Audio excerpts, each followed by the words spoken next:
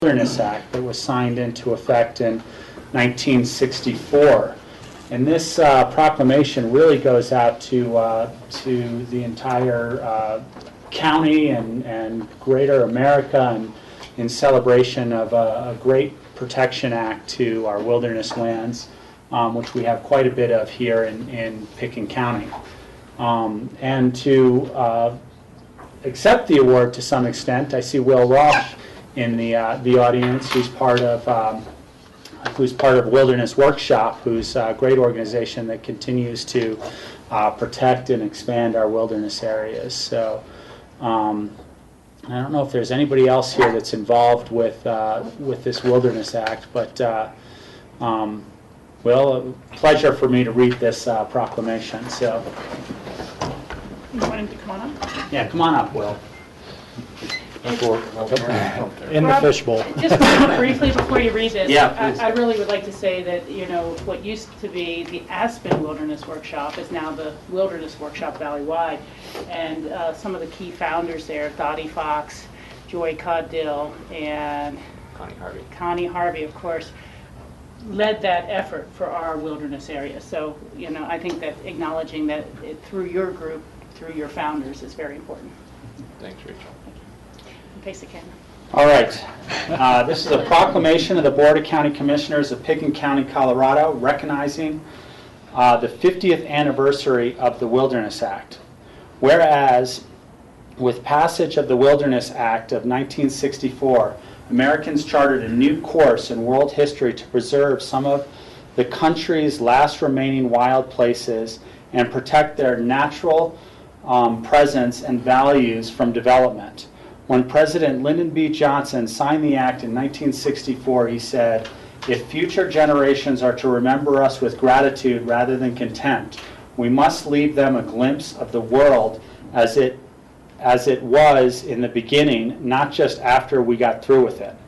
And whereas we are proud that residents of the Roaring Fork Valley have been dedicated activists for wilderness for the past 50 years and were instrumental in expanding the Maroon Bell Snowmass Wilderness Area and designation of the Hunter Frying Pan, the Mount Massive, the Collegiate Peaks, Holy Cross, and Ragged Wilderness areas. And whereas we believe that wilderness is not, as one settler in the 1600s stated, a dark and dismal place where all matter of wild beasts dash about uncooked, but rather it is a place where between 16 and 35 million Americans a year take trips that include hiking, backpacking, camping, canoeing, rafting, kayaking, climbing, ice climbing, mountaineering, horseback riding, cross-country skiing, downhill skiing, swimming, fishing, hunting, and wildlife viewing.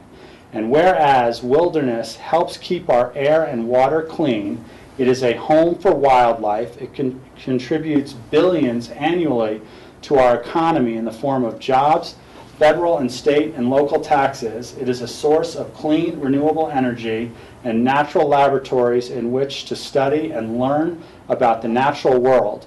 And it is an American legacy receiving the highest form of protection of any federal wild land.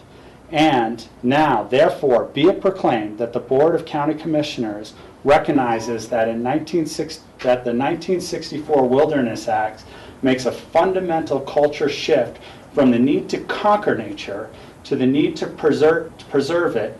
And in this golden anniversary of 2014, we invite all local residents and visitors to visit and enjoy our wilderness areas, learn about their vast history, and aid in the continued protection and advocacy of existing and future wilderness areas. This date on the 10th day of September 2004.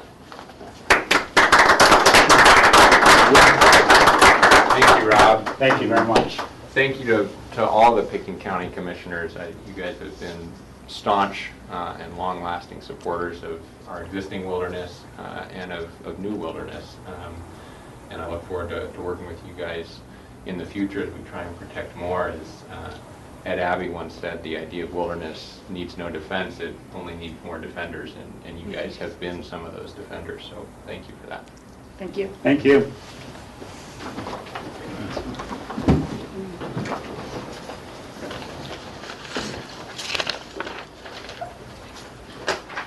All right, next on our agendas is any additions or deletions to the agenda. There are no additions or deletions to the agenda.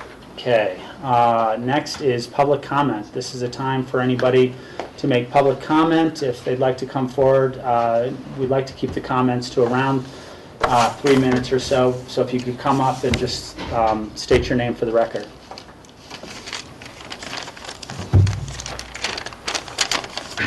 Thank you. My name is Philip Kalfas, and I'm here as an owner of employee housing unit at Burlingame Ranch, Phase 1. I purchased my unit in December 2006 for, it's a Category 4 unit, excuse me, for $232,000. And I put it on the market in December 2011, coming on 3 years ago. At that time, it was priced at $262,000.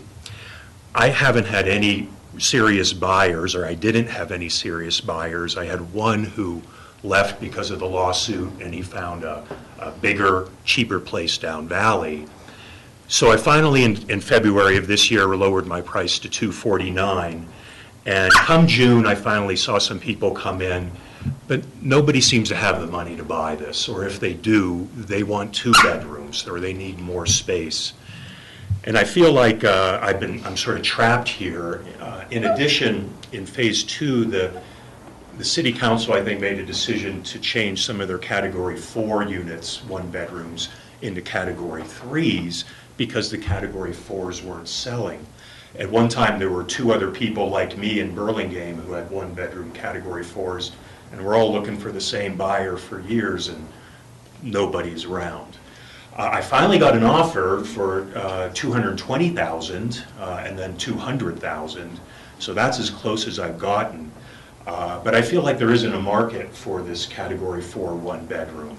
There might have been at some point, but it's not there now, and I feel like I'm trapped in here. I think there are people who want to buy my place if it were affordable. I should have prefaced this. I went to the APSHA board first, and I went to City Council the other night, and City Council told me that I need to speak to you guys as well. So I think I'm bringing up an issue that they want to discuss, and that's how do we get people out of employee housing when they want to leave. It's not a free market housing. I wish it was. It would have been sold a long time ago. But the point is, it was categorized as a Category 4. It maybe shouldn't have been. And I reached up high to buy it. I wasn't a Category 4 buyer when I bought it. It's what I won, and I made it happen. But I didn't anticipate being stuck there. And again, seeing several people, 10 at least, that want to buy it, but just can't really seem to make it reach or make the money. I think they would be served if I had a Category 3 designation. Now, of course, if there was that designation change, I would ask to be reimbursed somehow for the price that I paid for a Category 4 unit many years ago.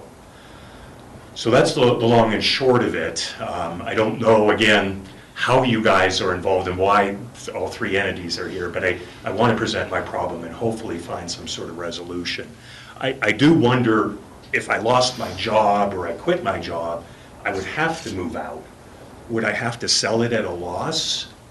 I feel like there would be in the same sort of trap there. And in the future, if there are retirees, I think we're going to be wanting to move them out, or how are we going to get older people out of the employee housing? Will we buy them out? Will the city buy them out to create space for other people?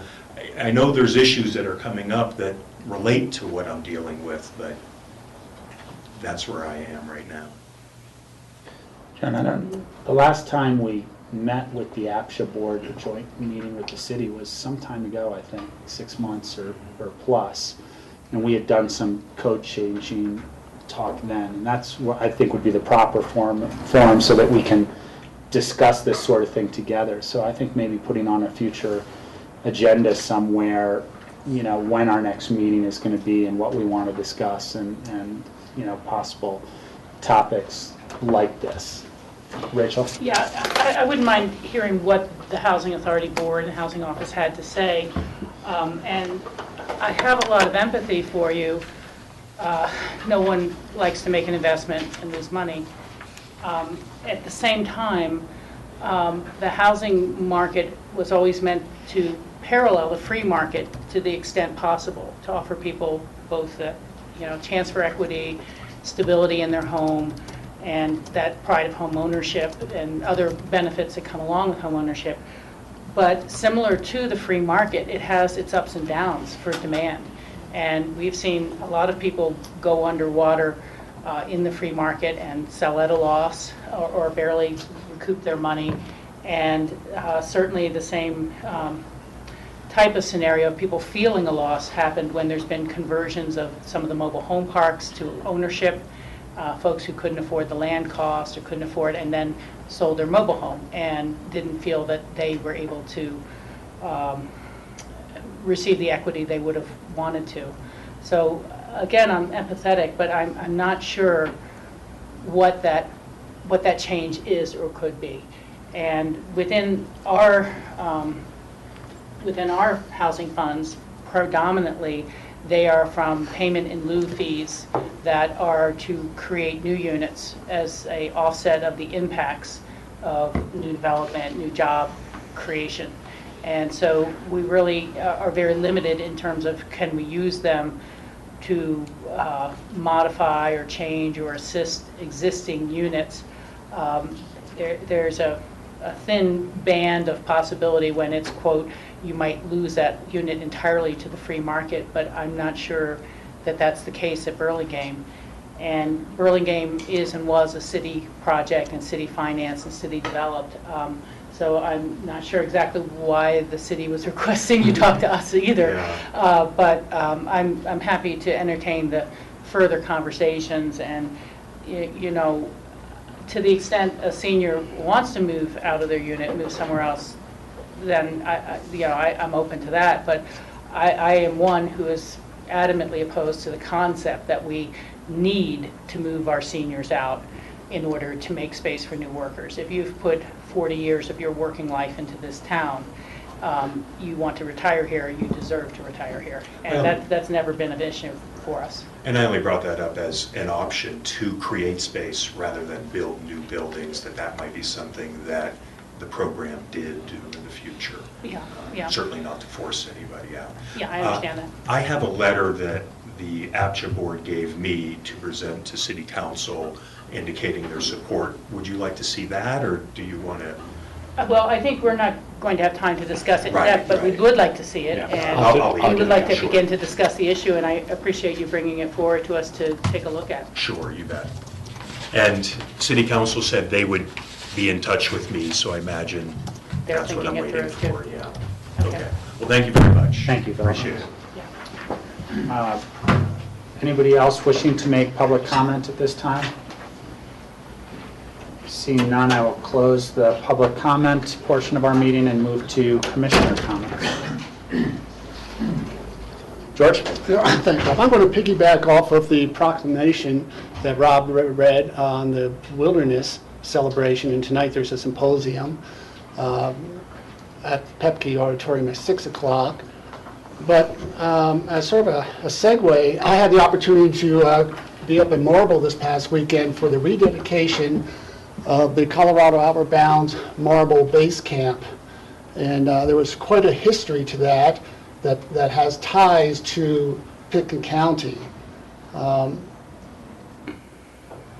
In 1961, a group of local folks decided that hearing about an Outward Bound program in England and how successful that was and the opportunities it provided for youth, decided to pursue that idea here in Colorado.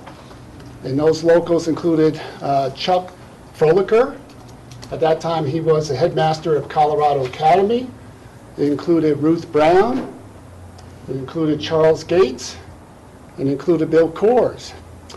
And those four individuals decided to purchase some land up in Marble It was about 42 acres in a landlocked area within the White River National Forest, which is still landlocked, but also adjacent to one of our great wilderness areas, the Snowmass Maroon Bells Wilderness Area.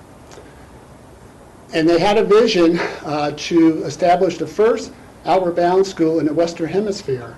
And the first course ran out of Marble in 1962, 52 years ago, 2 years before the Wilderness Act came into being. And the philosophy then, as it is now, continues to inspire leadership, to emphasize service, and to lead those who follow these courses on a path of self-discovery. And there's been many other models that have been very successfully run from an outward bound program. And certainly the Aspen School District has picked that up, and as the kids are getting ready to go out on their outdoor ed programs this fall, and they've been doing that for over 2 decades, they have certainly followed Outward Bound's motto and philosophy. And so I think there's really a link for our community in terms of the establishment of Outward Bound here in the United States, the rededication of Marble Base Camp. We're still have the opportunity to go out and experience wilderness along their self-discovery path for themselves. They're able to understand and appreciate what wilderness really means to all of us. Thank you, George. Other commissioner comments? Rachel? Yeah, thank you, Rob. I just wanted to make the public aware that if they are so interested, the Colorado Water Conservation Board is going to be having one of their meetings on the road, which is kind of rare. They're usually meeting in Denver. And it will be all day Thursday the 11th and most of the day the 12th, Friday, in Glenwood Springs, and I believe they're going to be at the Hotel Colorado. And so if anyone would like to attend those meetings, I am going to be down there at the end of the day for the public comment section and offer some public comments on behalf of the Northwest Council of Governments Water Quality and Quantity Commission. And so that's pretty much my updates, although one last I should mention, those who are also interested, the Colorado River District will be having their once a year big public seminar in Grand Junction on Friday the 19th, which is going to be focused on water needs and agriculture, and is it all about ag is the title of their session. And so a lot of discussion that's very important to the West Slope at this point in time as the Front Range and other basins continue to look to the Colorado Basin for future Trans Mountain diversions for their continued municipal growth. Thank you. Steve? Parallel to the meeting of the Colorado Water Conservation Board, the Colorado Parks and Wildlife Commission is also meeting in Glenwood on this Thursday and Friday at the Ramada Inn. And they do have a joint meeting with the CWCB for 2 hours on Thursday, tomorrow morning. So people who are interested in parks and wildlife issues are certainly welcome to attend that. This Saturday night, the Snowmass Capitol Creek Caucus is holding its haystack hoedown, which will be at Kate McBride's ranch on the East Cypress Creek Road.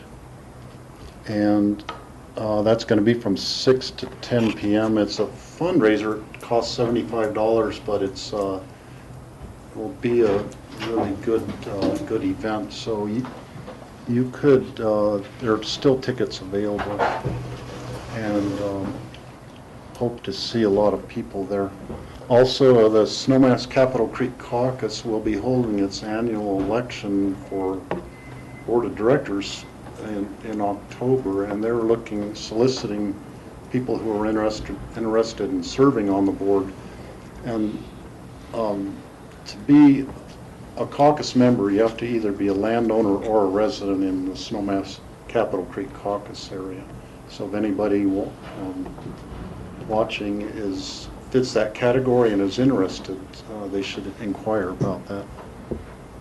Thank you. Is that at the regular caucus meeting? Yes. And do you have a date for that?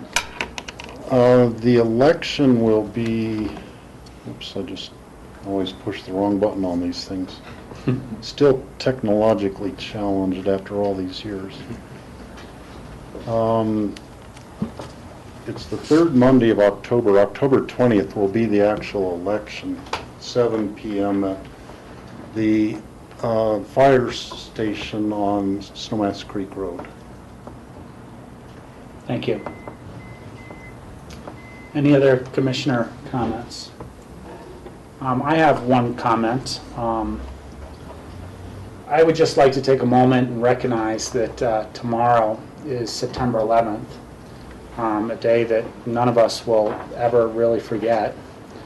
I grew up in New York City. I've been out here for quite some time, but two of my dear friends died in the towers that day. And I always like to kind of say their names out on remembrance of this, Cesar Murillo and Teddy Maloney. It was a tragic event, and the families and friends and the victims of that day should always be remembered. So I'd like to take just a brief moment of silence to have a little remembrance of those that were affected by this. Thank you.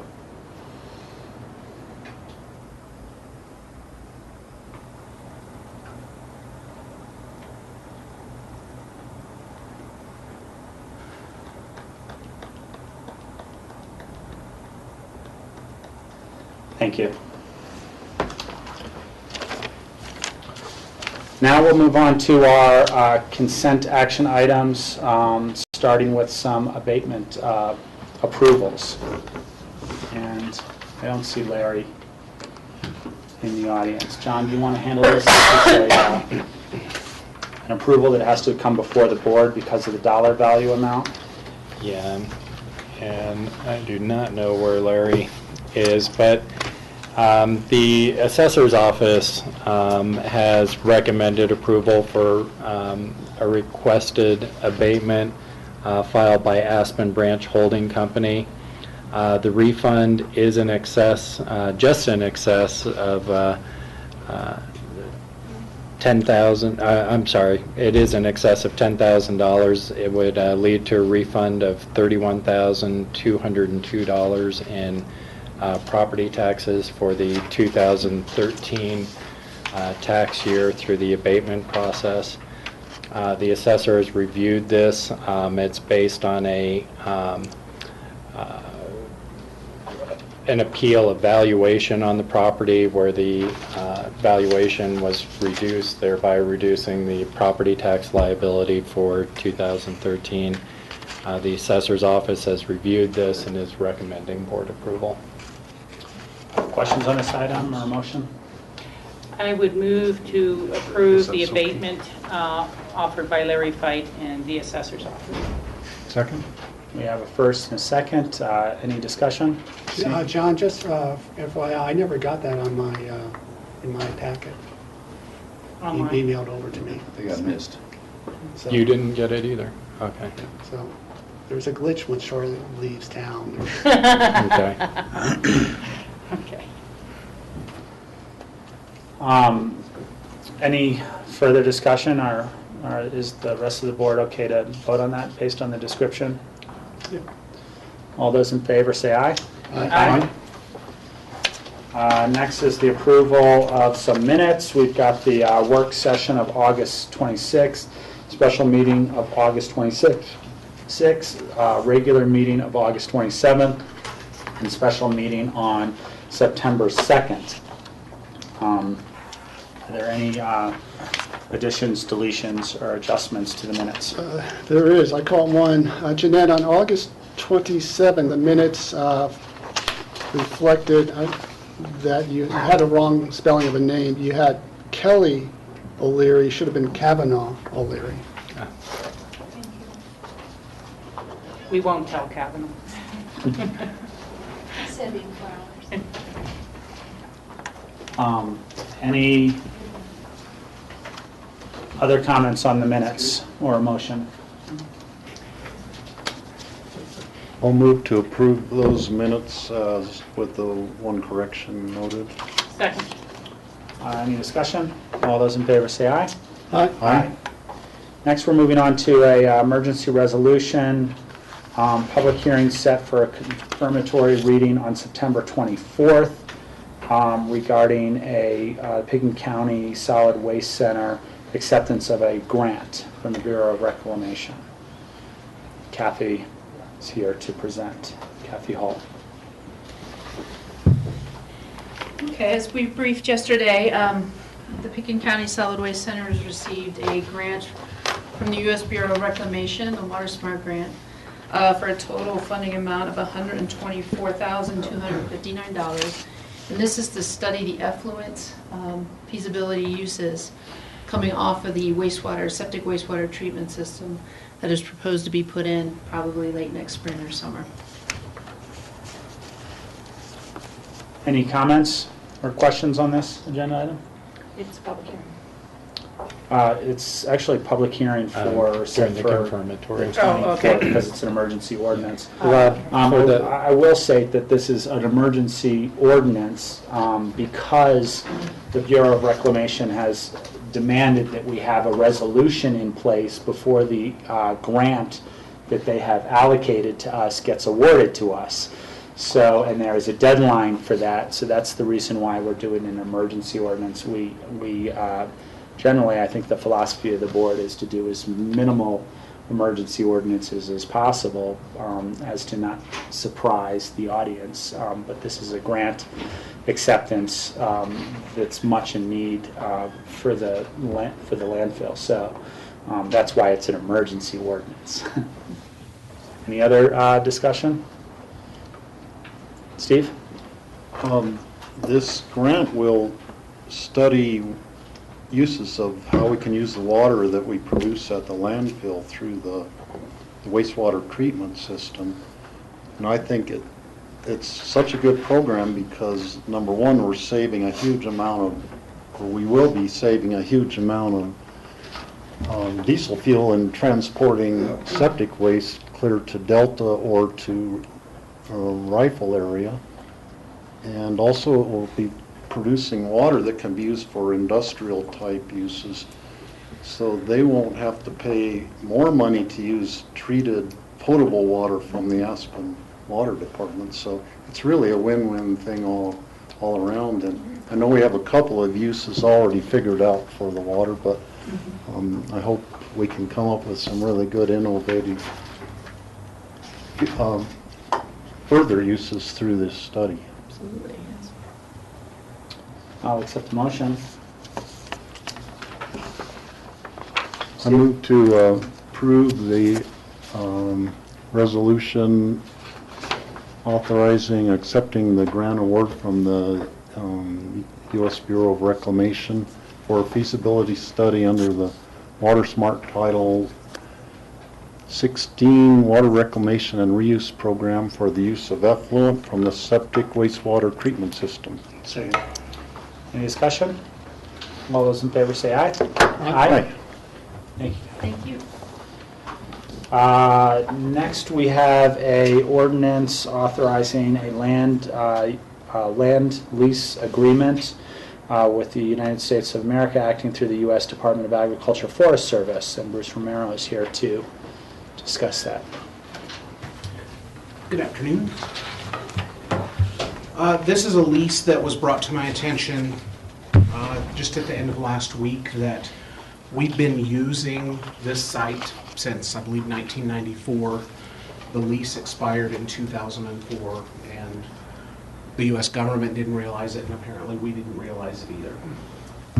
The U.S. government realized it recently, sent us the request to renew the lease, and that's what brings me here. They didn't seem terribly concerned that it hadn't been renewed 10 years ago, but they would like to take care of it now. Any questions for Bruce? Motion? Bruce, on the map it calls it a TV translator site. That is, But it is actually communications equipment for the sheriff's office. correct. It was originally a TV translator site. They have abandoned that site, but we're still using it. when I asked them for a new locator map, they said that they've got somebody working on that, but in order to try and get this done by the end of this month like they requested, I had to use this map. Okay. Make a motion if you're ready. Thank you. A motion to approve the ordinance authorizing a lease agreement with the United States of America acting through the U.S. Department of Agricultural Forest Service for the Aspen Highlands Communications Site. Second. And this is set for public hearing on, second reading and public hearing on September 24th. Any discussion? All those in favor say aye. Thank you. Next, we move into our consent public hearings, second readings, and we're starting with a resolution accepting federal and state grant funds for our EA, our environmental assessment for the terminal area of our airport. And Brian's here to present. Brian Griffey. And Hillary. Thank you, Rob. Thank you for reflecting on the events of September 11th, an event that certainly changed the industry, my career path, and certainly some values. So thank you for that. I'm here with Hillary to discuss the environmental assessment, really the grant application for that. To give you a little bit of background, this was really born out of and consistent with the master plan process that was adopted by the board December 2012. The schedule is consistent with what we presented on August 5th. This is all information that you've heard before, and this is really about securing funding for the grant process. Really, the update from what you've heard 2 weeks ago is we did have a good conversation with the FAA, actually last Friday, where we can expect, assuming that it's okay with the board, a grant offer by as soon as next week. Michael? Brian, does this mean that once this EA is complete, that we're going to start building the terminal? No.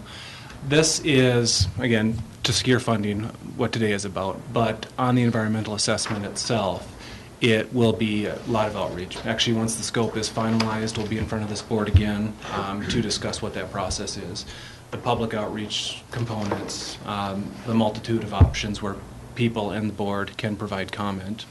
And there will be several off-ramps along the way, consistent with what has been presented in the past. So I'm still not exactly clear. Do you mean public comment on the EA or public comment on the building of the terminal? So I'll just jump in, and we'll be doing public comment on the environmental assessment and all the environmental impacts that would be associated with the potential project of the terminal. Once there's a finding with regard to that environmental assessment, the board will have a decision about whether to proceed with construction, design and construction. That's a whole another project that would be following a successful environmental assessment. So how do you do an EA on something that is going to be potentially built, but you don't know what it is? So there's conceptual design, and there's a 25% engineering component to the environmental assessment so that you can provide enough information to the community so they have an understanding of the scope and scale of the project and the potential impacts of the project. Okay. This will start to answer some of the questions that have been out there. What's the size? How is it divided up? A lot of questions that we haven't been able to answer because the master plan was really just a space reservation. This will start to answer, not incomplete, but some of the questions. So, but it doesn't trigger any terminal building? Correct. George? So how long does an EA last? Is there a time frame where it's no longer useful and it has to be redone? The EA process has been scheduled for about 2 years. The EA, how long it lasts after it's approved, I believe is 3 years. It's now been changed recently, and it is now have a shelf life of approximately 5 years. 5 years.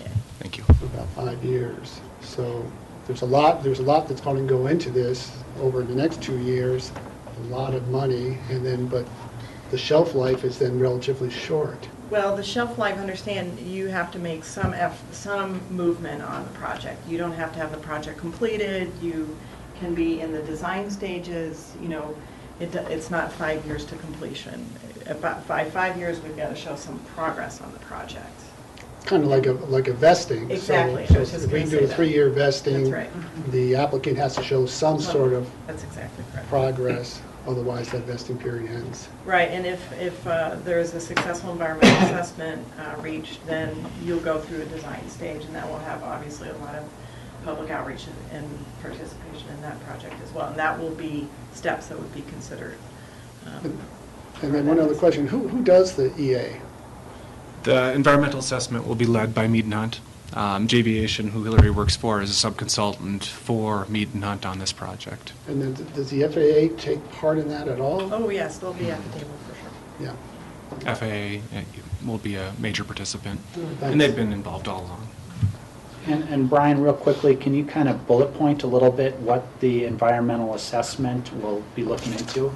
Because the wording sounds like it's just the environment, but it's all the environment, the social, economic, and It really is. The environment, access, noise, air quality, impacts. Cultural, historical, archaeological, socioeconomic. It's pervasive in its list. The category list is about 40 elements, Steve. So it's pretty substantial. And we'll look at all aspects through the project. Any other questions? The motion? It's a public hearing? Public hearing. Oh, I'm sorry, yes, thank you. This is a public hearing. Anybody wishing to speak on this item may do so at this time. Seeing none, I'll close the public hearing on this item, bring it back to the board. I'll make a motion to approve a resolution accepting the federal and state grant funds for terminal environmental assessment. Second. Any discussion? Yeah. Yes. I'd just like to thank you, Brian, and the airport staff and our consultants for pursuing this in such a timely fashion. This is, again, a little bit more of one of those end-of-the-year closeout grants, and we're fortunate to be able to, considering how competitive these things are, to be able to move our project forward. So thank you. Any other discussion? All those in favor say aye. Aye. Thank you. Thank you. Next, we have a resolution adopting FM radio allocations for the Pickens County translator system.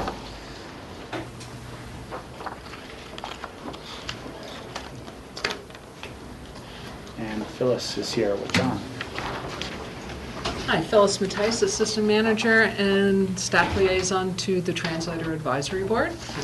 And John Emmerich, Chair of the Translator Advisory Board. So for second reading here, I haven't provided you with any additional information from the first reading. Again, the resolution is filling 3 additional translator spaces that we were granted by the FCC. Those additions are radio station KPVW added at Sunlight, radio CMC being added at Crown, and KGHT being added at Upper Red. Currently KPVW and KGHT, this is their only location on our translator system, and radio CMC is on our Upper Red site, so this is a second site giving them Mid-Valley coverage. Any questions? This is a public hearing. Anybody wishing to speak on this item may do so at this time. Seeing none, I will close the public hearing, bring it back to the board. Accept the motion. Rachel? I would make a motion to approve a resolution adopting FM radio station allocations on the Pickens County translator system. All those in favor say aye. Aye. Thank you. Yeah, I'd like to thank the translator board for going through this very thorough process and creating a thorough and fair process for these selections. So thank you all. Thank you. We have a great staff working with us, too. Great. Next, we have a group of 2 resolutions. Nan Sundin is here to present for the state fiscal year 2014 memorandum of understanding with the Colorado Department of Human Services on the 4E waiver. Thank you. Good afternoon. I'm Nan Sundin, the Director of Health and Human Services, and before you are 2 resolutions supporting the 2014 amendment to the 4E waiver, MOU, as well as the 2015 Memorandum of Understanding for the 4E waiver. And just a reminder that the title 4E waiver is a federal program that is essentially money to help support for the proper care and support of children who are at imminent risk or being placed out of the home for safety reasons. And it's also where money comes from to help with adoptions, to help support families who are willing to adopt children who have been abused and neglected. So we're very fortunate to have access to 3 of the 4 4E waiver interventions that the state of Colorado is using now. And it's family engagement with Garfield County and kinship supports, which is helping family members who are willing to take in kids who are their family members, and it allows us to help them with furniture or bus passes or anything that they need financially. And then it also helps us with a program called Permanency Roundtables, where we are obligated to take any of our children who are over 16 or who have been in placement for over 24 months and involve the children and their family in what we call a permanency plan conference. And so those interventions are fantastic, and the only way that we have them is through our partnerships with Garfield and Eagle County. And ultimately, it helps us serve our Pitkin and our Eagle children better, and really helps with better outcomes for safety, permanency, and well-being. Thank you. Any questions for Nan? I will take, go ahead. I'd move to approve a resolution approving the state fiscal year 2014 addendum to the Memorandum of Understanding between the State of Colorado Department of Human Services and the Board of County Commissioners of Pitkin County for provision of 4E waiver activities. That's the first resolution, and this is a public hearing. Anybody wishing to comment on either of these resolutions may do so at this time. Seeing none, I will close the public hearing and bring it back to the board. And we've got a first. Do we have a second on that first resolution? Second. We have a first and a second. Any discussion? All those in favor say aye. Aye. Aye. And the second resolution, would somebody like to make a motion? I would move to approve the resolution approving the state fiscal year 2015 Memorandum of Understanding between the Colorado Department of Human Services and Pitkin County for the provision of 4E waiver activities. Second. Any discussion? All those in favor say aye. Aye. Aye. Did you hold the public hearing? Did that? I did it for both. I said for both. For both. Okay, Yeah. thank you. Awesome. Thank you very much. Next, we have an item on our agenda that we continued from a couple of weeks ago. We didn't have any packet material on this, and I guess we're waiting for staff to tell us direction on whether to continue continuing or to remove this item. Is that a drop? Well, Do you want me to speak to it, or do you want to speak to it? either way. At this point, we were not able to get through all the due diligence items, particularly the due diligence item related to appraisal. So we would, ask the board, I guess, to withdraw at this time. We continued it to a date certain or deny. We are continuing discussions on the property, so we may be back. But in terms of the original contract that we had brought to you, for all practical purposes, we've asked for the earnest money back and to start that discussion over. So it sounds like we should make a motion of some sort to withdraw this this item from our agenda. Does anybody care to make that motion? So moved? Second. Michael gets it. We have Michael's the second, George is the first. Anybody wishing to make public comment on this may do so at this time. Seeing none, I will close the public comment, bring it back to the board for vote. All those in favor say aye. Aye. Aye. Thank you. Now we'll move into, now we'll take a break to see where Mike is. Great, let's do that. How about taking a 15-minute break, be back at 1 o'clock. Give Alan time to set up. Very good. Very rare that I'm here in the staff is.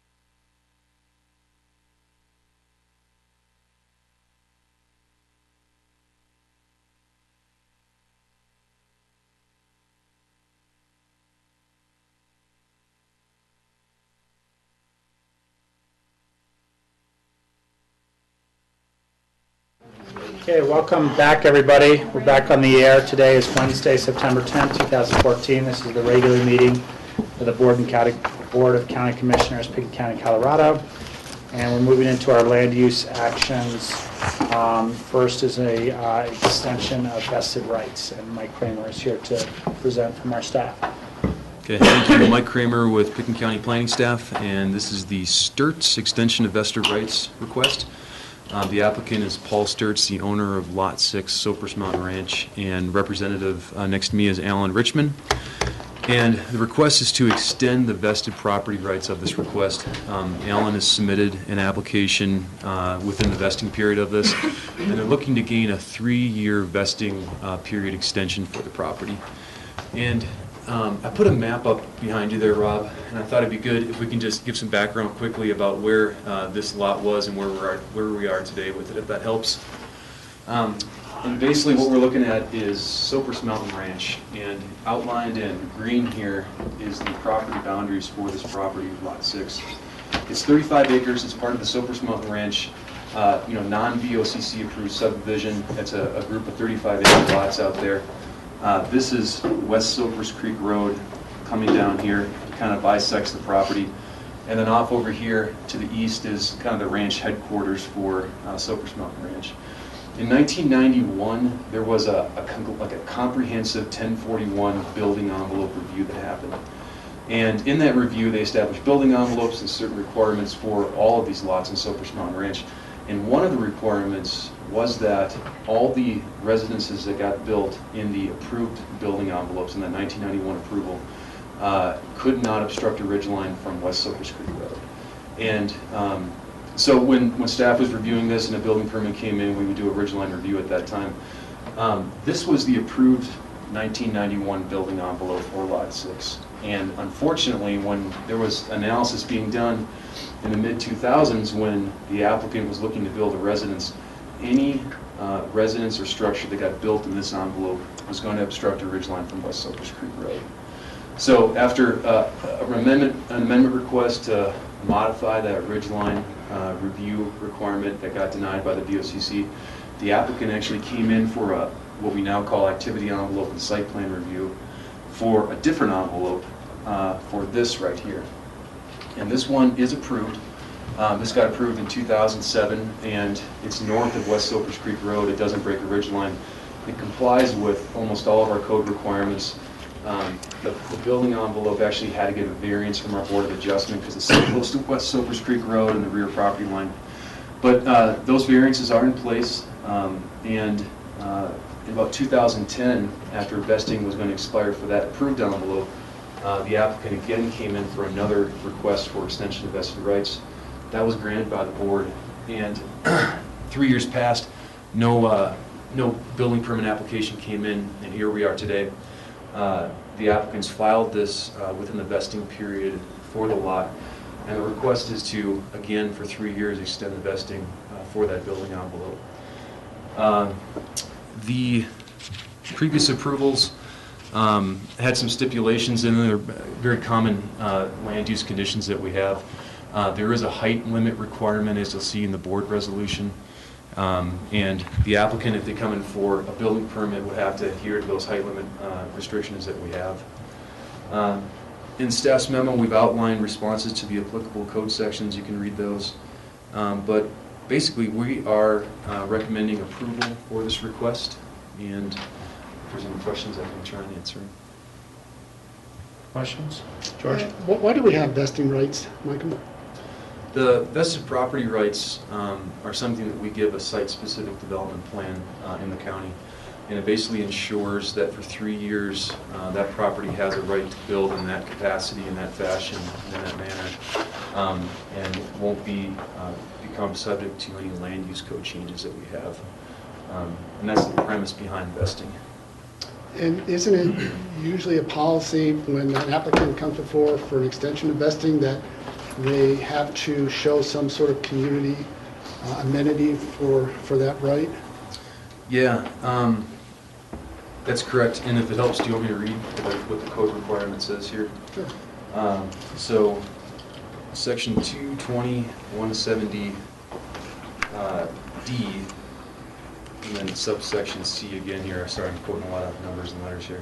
It says, the nature and extent of any benefits already received by the county as a result of the project approval, such as impact fee and land dedications, and it goes on to require also the needs of the county and the applicant that would be served by approval of the extension or the reinstatement request. So what would be the need of the county? Well, there would be an immediate need by the county on this.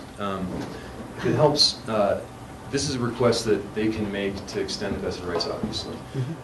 What the applicant also has the ability to do is to submit for an activity envelope and site plan review. And that activity envelope and site plan review, if approved, would also vest the property for 3 years. So there's really two different avenues that the applicant can go through to try and get an extension. Alan's chosen to bring forward this request and this route for the extension. But he would have the ability also to request a site plan review, and if it got approved, gain a vested property right that way too.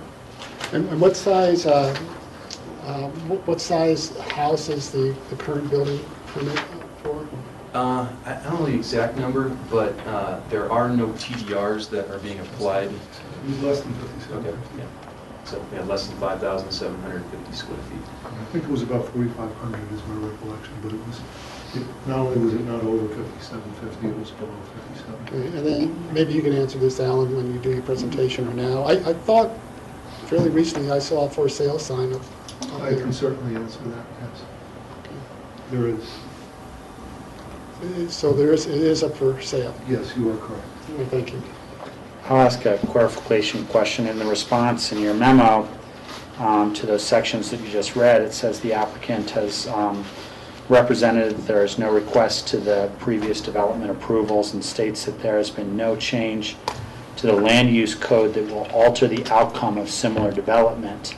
Basically, that means that if they submitted the same proposal today, dropped these vested rights, they would potentially be still under the same, the code hasn't changed since their last vested rights. I think that's, in answering George's questions, what's the purpose of vested rights? I think the purpose is that when the code changes, am I saying that properly? When the code changes, that the applicant loses their ability to build the same thing after those vested rights has expired. But that doesn't really apply here because there have been no code changes, or at least the staff memo is reflecting that there have been no code changes that would affect a change in the application. Is that correct? That's correct. The only thing I'll just note is that the Emma Caucus area now has an 8,250 square foot cap for residential floor area, and the applicant would not be able to request an additional TDR to build on this property. That vested right doesn't secure that and is not implicated in this request today, but that is a big code change that has happened in this area. He does not have a vested right for that, and nor if he applied for that, would he be able to go over that number. This didn't work out today and the board didn't approve this. So I just wanted to also say that. So that's a change in the applicant's ability to build, and it applies to this application. Exactly. Yeah. So it's not that it doesn't apply, it does apply. Well, it doesn't. You're right. The only other little caveat on that, Rob, of course, is that presumes that there won't be any future code changes in the next 3 years that might impact the current vesting. Yes, other than the fact that the applicant could submit a new application today, and it would be under the guidelines today. Correct. Yeah. Any other additional comments, questions? Alan, would you like to take it away with your presentation? Absolutely. I'm not going to be terribly lengthy because Mike has given you a great deal of background. For the record, I'm Alan Richmond. I'm representing Paul and Lori Sturts, who own the property and could not be here today. Mr. and Mrs. Sturts have owned the property since 1999, for 15 years, and they certainly appreciate the staff recommendation of approval. They accept all of the conditions that the staff is recommending, and certainly hope that you grant this extension today. I think Mike did a great job of kind of setting the background. We think that the development that the board first approved in 2008 and, excuse me, that the hearing officer first approved in 2008, and then that the board extended in 2011, is really the best compromise for this property, and that's why we thought it made sense to come into an extension request. The map behind you kind of says it all. If you look below West Soapers Creek Road, that is all the open meadow. Immediately to the right of the property line is the main ranch buildings for Soapers Mountain Ranch. And so that is kind of the entry meadow that everybody sees when they drive along West Soapers Creek Road. And while it is perfectly buildable, the homeowners association in no way, shape, or form would have allowed a building envelope to go in that part of the property. As Mike said, the envelope that had been designated in 1991, long before my client bought the property, it kind of sits, if you look at it there on that map, you can see kind of the dry hillside, you can see the vegetation in that area. So it's basically the area that starts to rise up from West Soapers Creek Road. And any house that sits in there, when you're standing or driving along West Soapers Creek Road and you're looking up to the hillsides behind the house, that house is going to break a ridge line. And that's contrary to our regulations, and it's contrary to that 91 approval. So in essence, there is nowhere else on this property where you could put this envelope. When we finally arrived in 2008 at this one location, which staff actually was the entity that found this location for Mrs. Sturts. I wasn't working with Paul and Larry at the time. Tom Newland was their planner. Staff found the location, and Paul came to me and said, let's get this approval back there, and we did.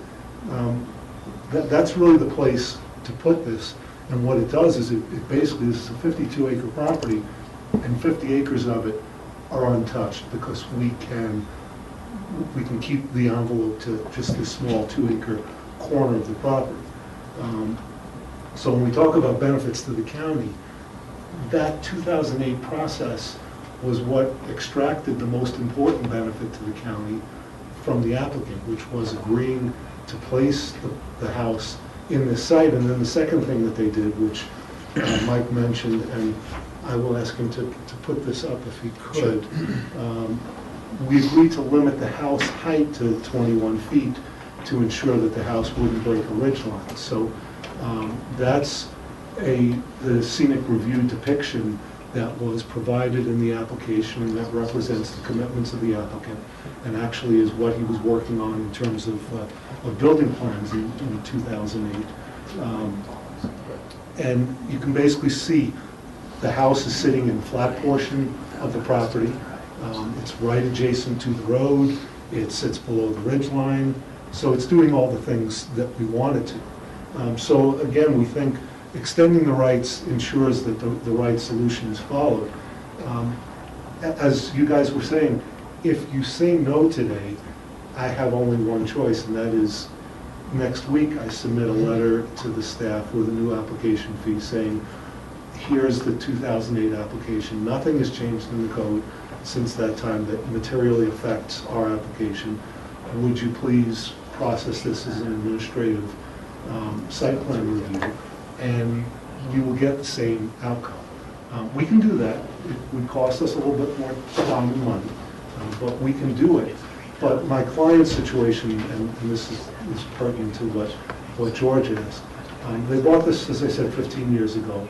And when they bought this property, they were real excited about the possibility of building on it. They were obviously very excited about the envelope that they thought they could build in. But it took 7 or 8 years between when they bought it and when we were finally able to arrive at an envelope that was acceptable. So that got into 2008, and everybody knows what happened after 2008. We were in an economic downturn. So when we came to you in 2011, we made a very clear representation. These folks had suffered.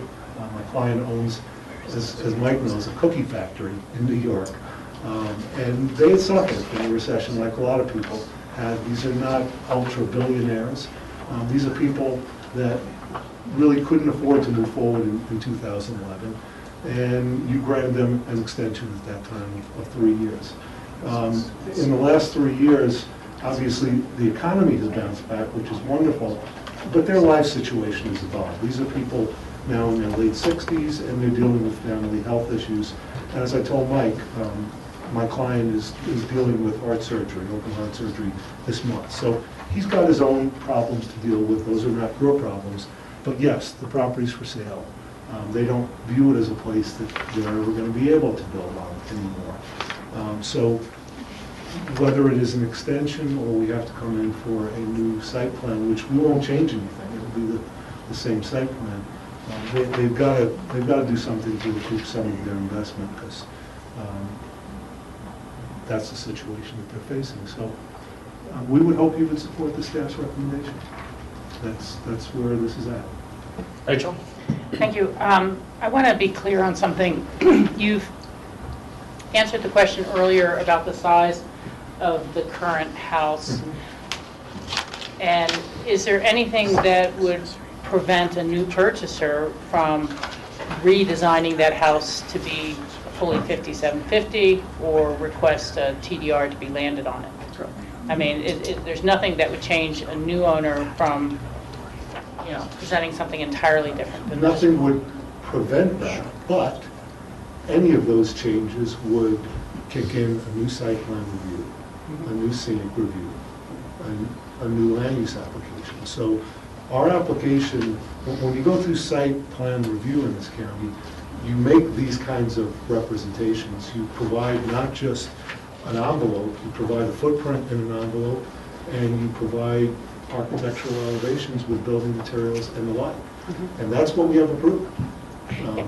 Again, and just to help me clarify, Alan, so if we were to say no today, and then you would submit this for site plan review, as you've described as your other course of action, and then say that site plan was approved because it matches all the current code requirements, and then you have those new vesting from that, a new purchaser could buy it and say, well, that was a very nice site plan, but I'd like to have 5750. They would just simply go through the process differently, bring in a new plan, the new land use planner or something, and try to get it approved. And so even if there was a site plan review for a specific type of house, they could, a new purchaser could come in and request a totally different design. If it helps, I can answer. Yeah, so yes, exactly. Somebody could come in and change the site plan. We would do a new site plan review. It would be administrative, and they could vest that new application. The one thing that they will not get out of, though, if a new purchaser buys this, is this requirement for a 21-foot height limit measured to the midpoint of the roof for the main residence, and then the 20-foot height limit measured to the midpoint of the roof for the garage. Those will stay standing in any future purchaser and review revision that will possibly come forward.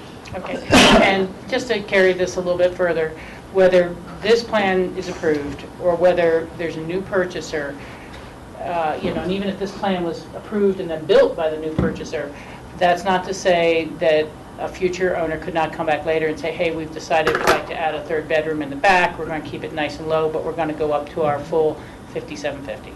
Somebody could request that. Yeah. Okay, and this site, was it designated as part of a takings remediation or anything?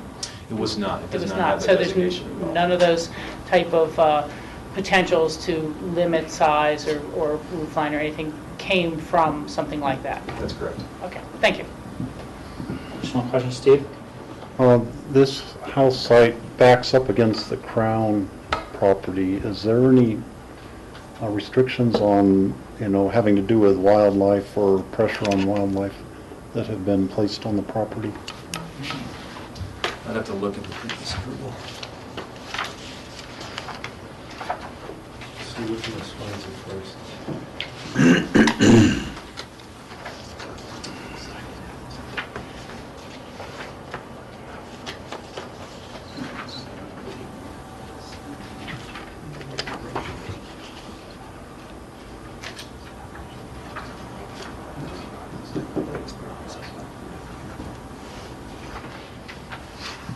Condition 17 is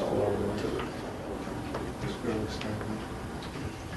So, to answer your question, Steve, there are some wildlife conditions, and it looks like there's a winter range mapping to the north of the property where that building envelope is.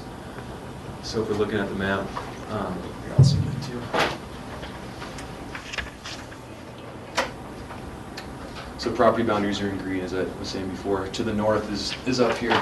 It looks like there's a winter range mapping for it, and we have conditions in our previous administrative decision that talks about wildlife fencing not extending past the gulch to the west of the residence.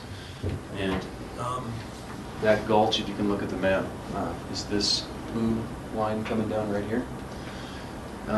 It also says that we have some bare conditions in here about not having barbecues outside.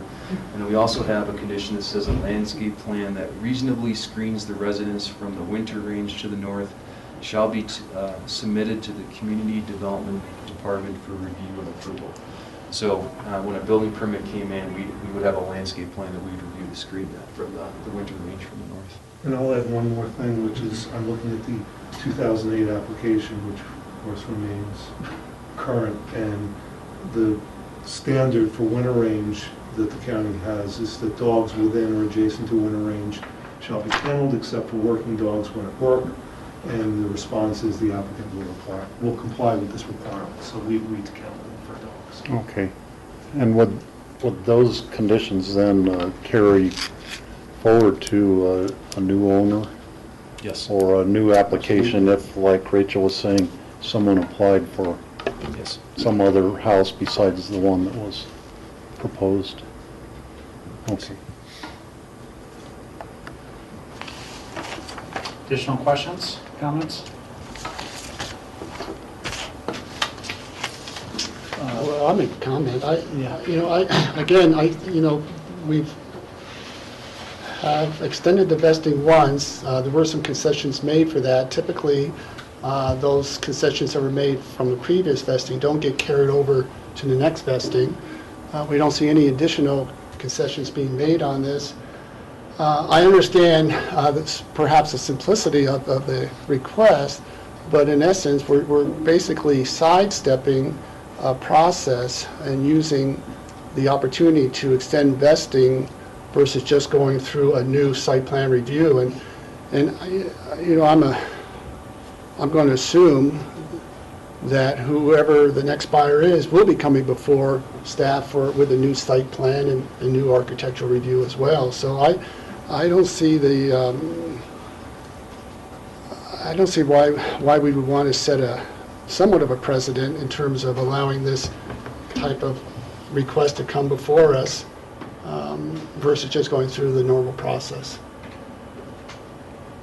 And it's for sale. So it's for sale, which means perhaps it would make it easier for the owner to market and sell it because they've got some vesting already secured on that, but I'm not sure that's our role or responsibility. I personally am in favor of approval of this application for the purpose that it really doesn't serve the county or the applicant to spend additional dollars and go back and resubmit the exact same application with a new fee. The county doesn't really benefit from that with the workload of re-reviewing that and taking it through its checklist, and the fee is not a profitable fee in that either, and the applicant doesn't benefit from that in terms of having to go through that workload and use that expense. So I'm personally in favor of approval of this application. Steve? I would concur with that view, Rob, and also the fact that they've been pursuing this and spending upwards of $100,000 at this point doing various things that they've had to do. And they did apply before the vesting ran out is when they actually approved for the new one. They didn't let the vesting run out and then come back in. So I empathize with the people for their life, changing their life circumstances. And I would actually hope that by extending the vesting, that a new owner or a purchaser of the property would come in and use the same site plan review and not go for a bigger house. Because people don't necessarily need bigger houses. I'd rather see a little bit smaller house on the property, and doing this would be our best chance to have somebody accept the existing site plan review. Rachel? George, I have a question for you. I know we're going out to allow and work with caucuses to update their master plans. Are we anticipating that there may be changes in the master plan in this area to recommend home sites be 4,800 square feet in the future, or downzone in that sense from the 5,750? I don't think so. Yeah. And it's more than 5,750, right? Isn't the caucus area plan Currently 8250? Right. That's what I was thinking. But not automatically. Not automatically, Yeah. yeah, there has to be an approval to land a TDR and design, and I don't think this site would really hold particularly much more. You know, I guess I can understand the concern, but I also believe that requesting an extension of vested rights is also part of the process. It's not an unusual route, and I don't know of additional public benefit that, you know, it's not as if a trailhead to the crown or something through this fairly small lot, you know, or additional, I don't know what would be put forward. There's not historic structures to be preserved. And I think that the previous approval was very sound in terms of its requirements. And so that's part of where, and I don't know, Mike, could you give us an idea is there a dollar amount that usually goes along with a site plan review, activity envelope review? Sure.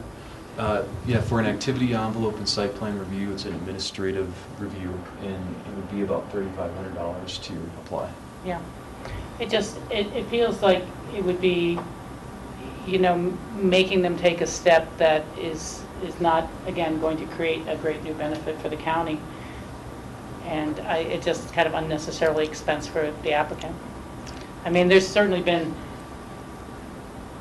lots that have come through that's vesting is expiring, where there were issues with the original approval, or the code has changed, and things like that I would feel much more strongly about. But I don't see it as a black and white issue the same way as you do. Additional comments, questions? Public hearing? No. No. Anybody? I move to approve the vesting. Do you have a second? Second? Any discussion? Seeing none, all those in favor say aye. Aye. Opposed? Hey, Thanks very much. Take the lead.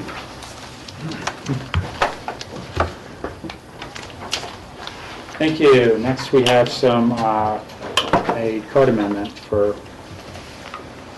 barn heights.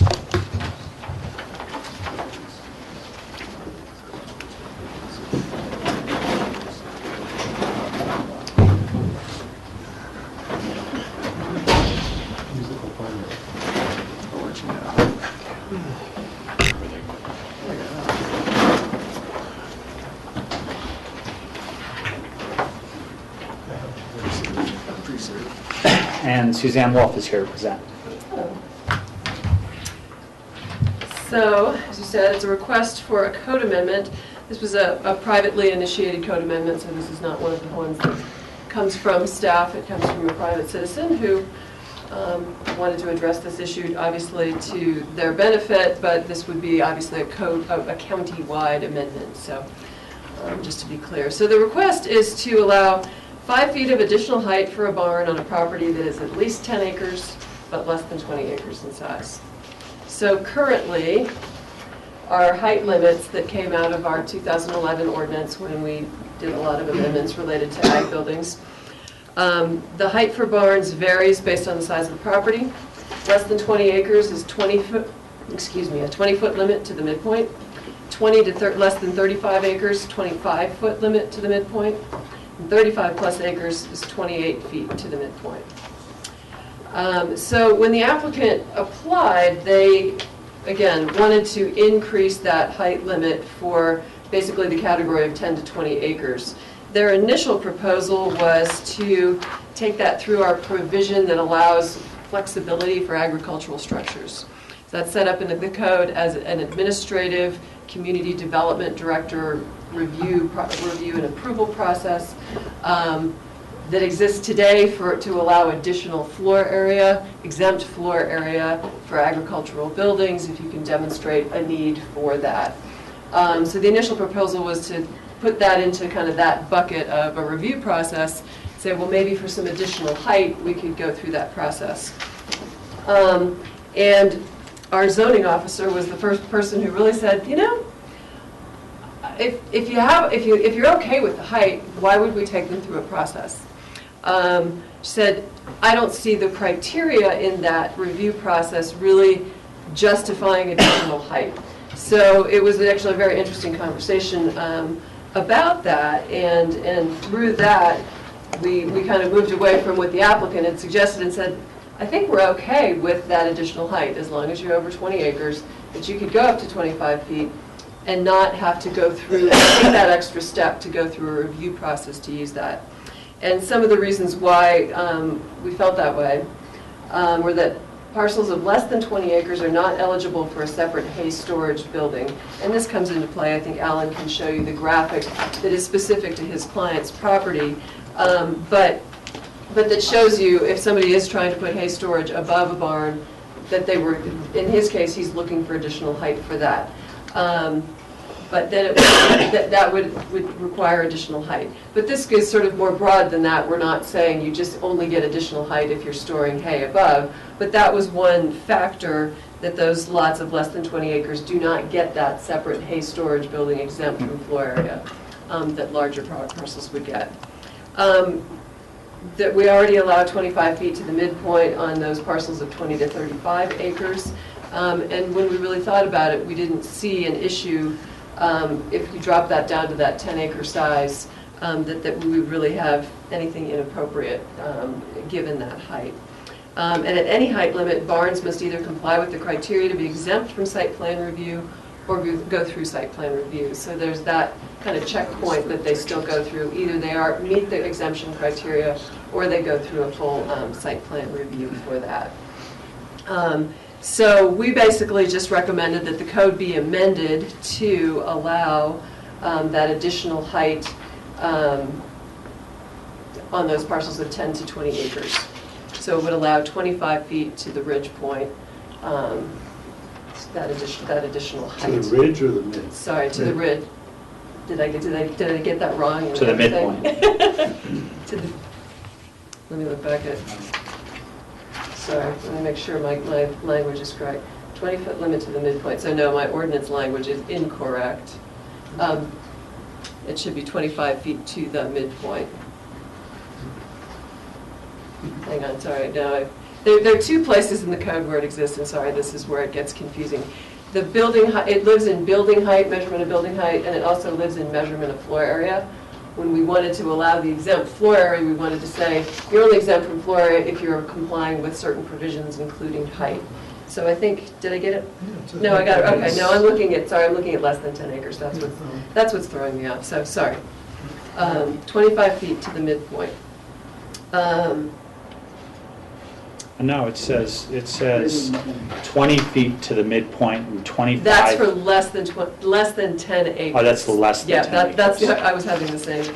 I was getting caught in the same place. And actually, since you're looking at that page, Rob, that's just to point out why, if you're looking at the attachment A, the first page of attachment A, that first provision where 4A is all underscored as new language, so less than 10 acres, 20 feet to the midpoint, 25 to the top of bridge. It's because when I went into this provision, I realized that we'd lost that category. We started at 20 acres and up, and we had no provision for less than 20 acres.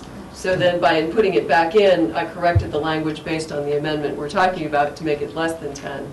So that's why that all looks like new language, but it was realizing that we'd lost something in the code. So at that point, in the code today, those two provisions are not consistent. So this brings them back into consistency and adds in the proposed amendment. And those also include a maximum to the top of the ridge. Correct. Of 30 feet. Right, and then the flat roof issue did come up with the Planning Commission. They agreed with staff's recommendation about the 25 feet for over 10 acres, but they had a concern about flat roofs, and we've seen a few barns in the county with flat roofs, and people, you know, I think the issue is that the rural character we're looking for.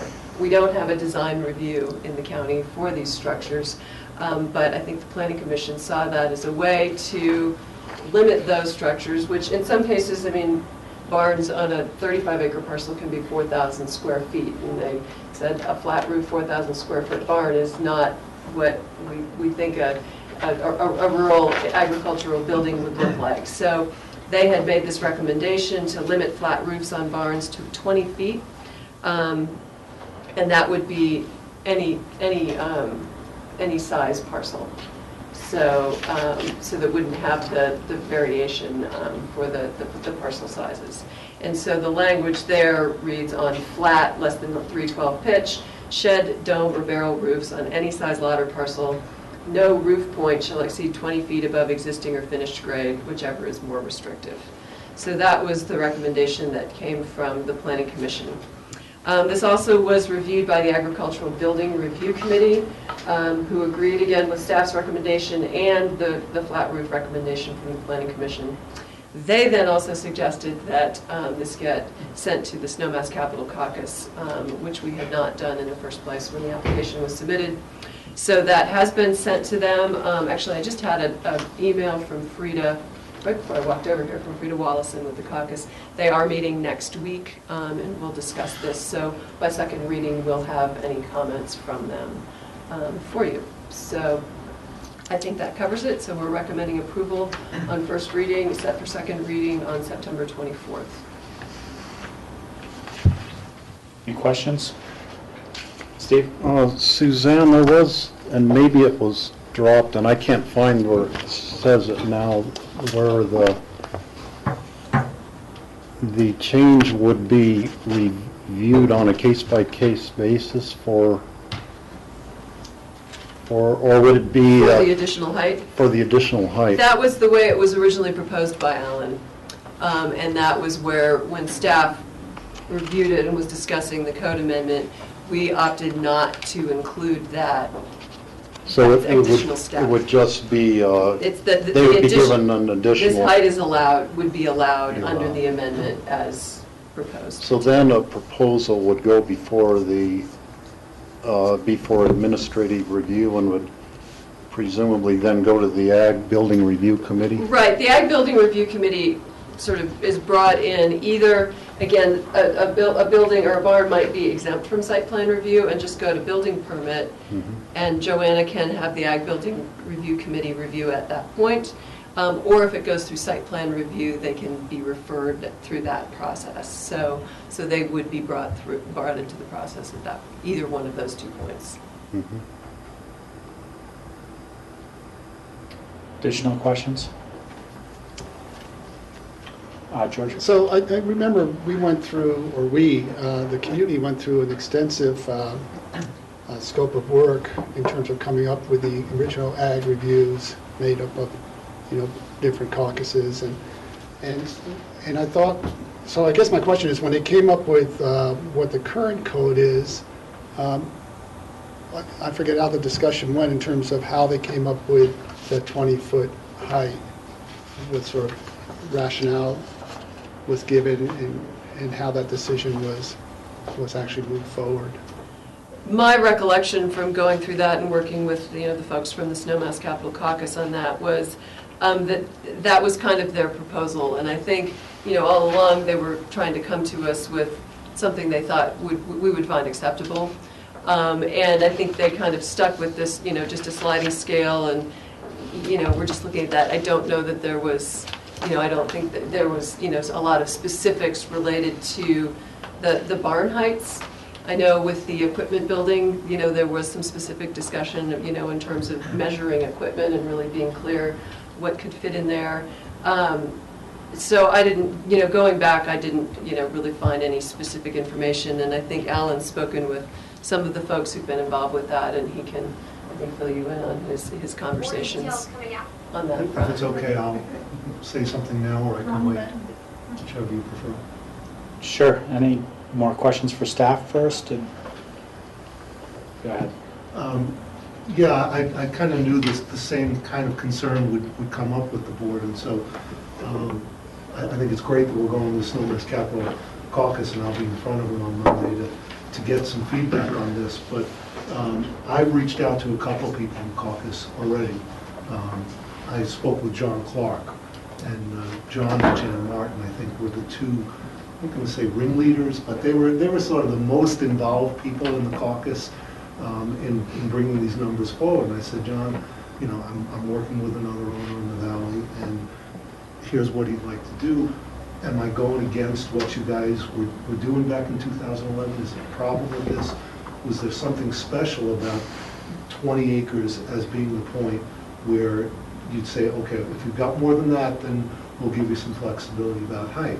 And John said to me, it was not a magic number at all. He said exactly what Suzanne said. He said, we came in with proposals. We figured anything we came in with, the board would change what we did. And he said, we were frankly thrilled when the commissioners essentially accepted their proposals. I said, do you think what we're doing here is good? He said, not only do I like the idea of moving this down to 10 acres, he said, I don't know why we want to have regulations that, in his words, why should you have a standard that creates ugly barns on smaller sized parcels? And that's his feeling. He's in the process of looking at his own property for a barn, and he knows you can't do what we consider an elegant barn in 20 feet to the midpoint. And that's what I'm going to walk you through. But that was his feeling. And I talked to Ken Smith also. And Ken Smith is the land use guy on the caucus now. And he said, look, I'm not going to be able to be at the caucus meeting on Monday. He's out of town, but I wanted you to know that I support it. I'm going to let Frida know that I support this. So I've talked to two people on the caucus who think we're heading in the right direction with this. Suzanne, go ahead. Oh, I was just going to ask, this would apply across all caucus areas, wouldn't it? Yes. I guess it seems that it would be worth it to send something out to the other caucuses as well to make sure their feedback is taken into consideration. And given that this is first reading, we'll have time for at least some of that feedback. My question is, with the calculation of the midpoint to the roof, how does this cupola work into that calculation? Because it looks like you've got a midpoint of a roof, and then you've got this weather vane, amenity on top that's part of that midpoint. Or at least in the drawings that I'm seeing here, that are showing the midpoint well above what I would call the midpoint. And then you've got the cupola, which is is that considered part of the roof? The code allows for certain projections above, so there's the midpoint, halfway up, a pitched roof, and the top of the ridge. And then there's certain things that are allowed to extend above the top of the ridge. A weather vane would be one of them. I don't know what all the language is related to that. But so there are certain things that are allowed to then extend above that ridge point. And that is, specific in the code as to what can and cannot. So the midpoint is based on that, the roof. And maybe it's just an eye optical illusion, but that line that's drawn as the midpoint there looks like it's higher than the midpoint. This point. Yeah. And I that piece, I guess, I think it's actually from, you don't and maybe it's just one of those visual optical illusions. Yeah, I probably need Joanna to get into it. Especially on this piece, the midpoint looks like it's about a foot below where this line is, to me. without getting a rular out. But that's why I was like, well, is the cupola? The cupola, Is whatever that we think considered? clearly is an architectural protection, Okay. that doesn't count. But the midpoint is from the ridge of that slanted roof, halfway between the ridge of that slanted roof and the bottom of the slanted But, roof. and I think basically it's, I'm guessing, and again, I need Joanna to be more specific, but I think it's not from all the way out where it projects. I believe it's from the top of the wall here, again.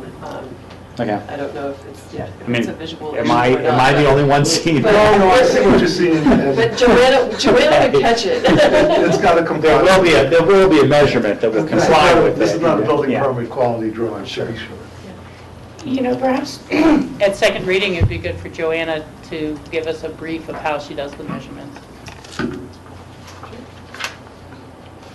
Steve? I actually struggled quite mightily with this proposal because I'm familiar with Robert Clark's property, and I've had to separate in my mind the land use code change, which could very well be a good code amendment. I don't know if any other people have applied for it, but they did make a good case for how the looks of a building would look, that they could build a better looking building with a little bit more height. And where I did struggle with this was that Robert Clark's land has never been used for a hayfield, and he in Alan's application, you purport that it has extensive hayfields, I think it said. That land's always been used as grazing land on the McCabe Ranch, and it's it's kind of a wetland. And I think that the only reason Robert Clark, who has this property for sale, wants to build a barn or to get permission to build a barn is just to increase the likelihood that he could sell the land to someone else. So I'm willing to support this at the first reading. I'm anxious to see if anything, the caucus comes up with any ideas on it, or if any of the other caucuses come up with something for it. But I really disagree with one applicant coming in on kind of false pretenses and asking for a code amendment for something that they gave false representation on, in my mind, on the reason they need the code amendment.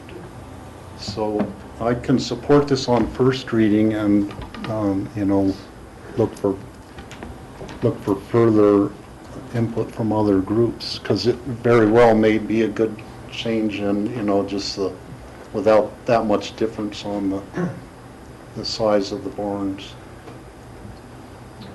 George? So this would pertain to acreage more than 10 acres, less than 20.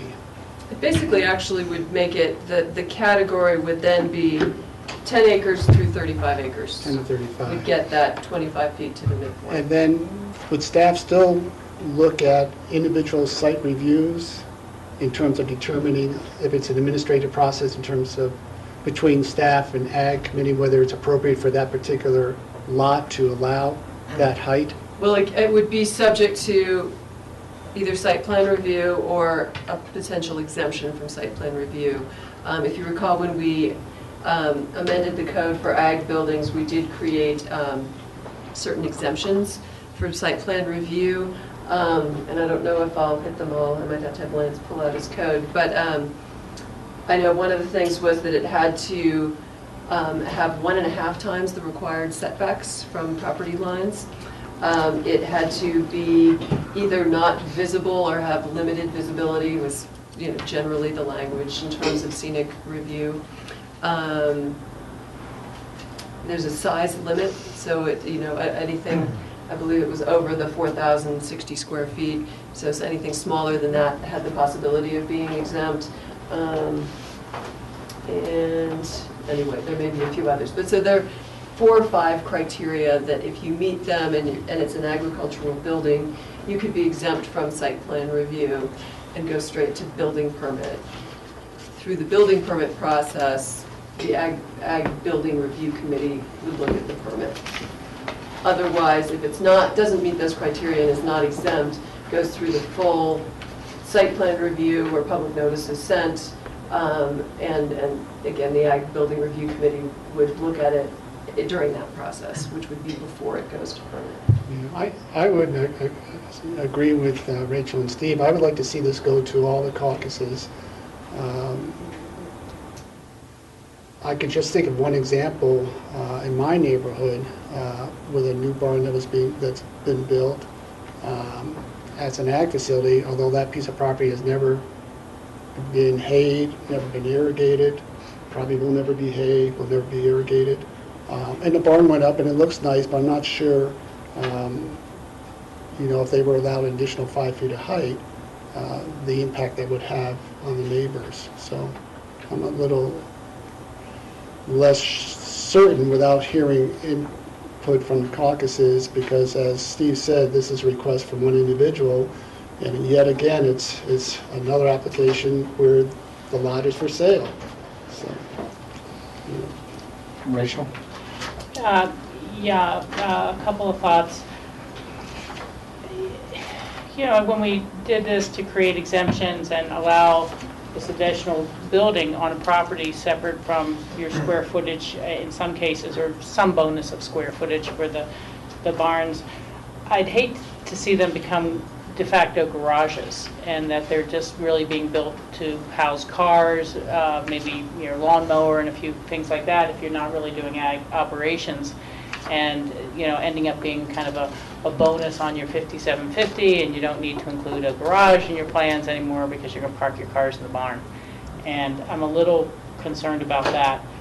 The other is that it was my impression at the time that the Ag Review Committee was going to be looking at whether the barns were really designed for ag functionality, as opposed to, mostly, as you said, no human residential accoutrements in the barns. But if there's an exemption level at which, because they're small enough, they don't have to be reviewed, that almost lends itself exactly to making it a garage, that it could become a shell. There's no stalls, there's no, none of the normal things that you think of as being to support agricultural operations. And so I'd like to see that question addressed for second reading of how are we determining that these are not becoming de facto garages, and that are they truly designed such that you're not going to be able to just easily park 3 cars inside and all your household toys, and the houses no longer have garages as part of their 5750. And I just don't want a law of unintended consequences coming up to bite us on this. And then the last, I do take a little comfort that, we see on page 2 of our ordinance that there is some amount of the floor area is not exempt. Some is exempt, but some is not exempt, depending on the size of the barn you were going to try to produce. I guess there's a lot of different components to this, and they seem to be in different sections of the ordinance. It'd be nice to have something at second reading that says, under 5 acres, this is what happens.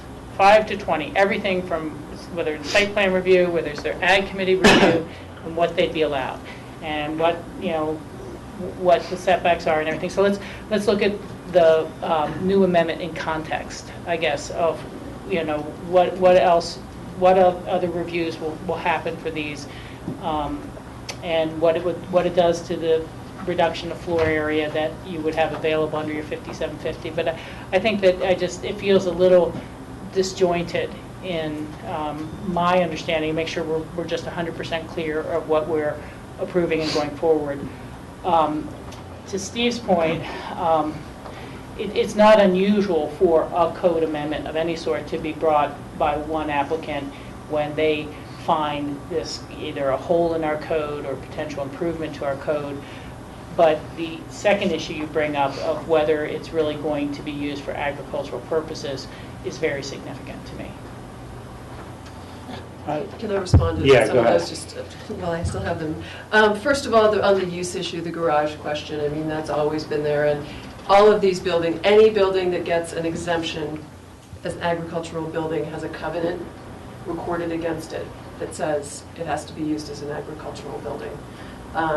So, you know, that's across the board. Anything that's coming through this provision, whether it be hay storage, barn, greenhouse, et cetera, all of those buildings have a covenant. Does that mean nobody's going to go out there and park their cars in it? No, but it gives us the ability to enforce against them when they do.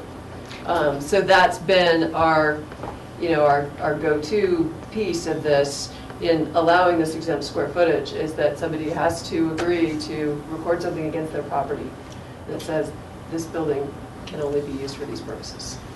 Let's see.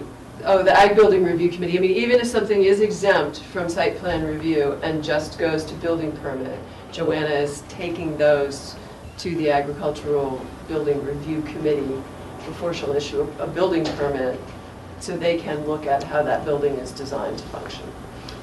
So again, it's, you know, it's designed and then permitted as is. You know, can that maybe change later? You know, right. But again, in terms of, you know, our process, that piece is there. That the Agricultural Review Building Review Committee is seeing barns, whether it be at building permit or in the site plan review process before building permit. Okay. So that's getting captured. And just the matrix type of, on these different things, what reviews they go through when we get to second reading would be helpful. You know, it strikes me that it's almost perhaps more important, or another aspect of this, that when there is no existing structures of any sort, it's a vacant lot, that the site plan review really look for, are they providing for adequate sheltered parking within their proposal? Because if they're not, we know where the cars are going to end up because no one likes to have their vehicles out in the snow in the winter. And so I think that, you know, when we look to new projects and new developments, that's going to be a critical component to make sure they're not kind of leaving the parking out and planning on putting it somewhere else. Thank you. I would agree with Rachel that in second reading it'd be nice just to have a list of process that has to go through for this exempt square footage, because I think that's what you're asking for, just to put it in context with, These okay, different acreages. if they get a higher height, let's just refresh our memory on what you had just stated in terms of the reviews for use and those sorts of things. I would be a little bit, I'm a little contrarian to what's been said about the agricultural use, because I know a lot of barns that use grazing and have animals have hay in them. You don't have the hay to store your hay. You have to have animals. You buy your hay. You have, I spent 2 summers in Vermont loading hay for the summers as my summer job. So, you know, it doesn't really have to be a haying field to be storing hay. In contrary, you need to have not wildlife, you need to have horses or cattle that you're feeding when there's less for them to eat to have hay storage.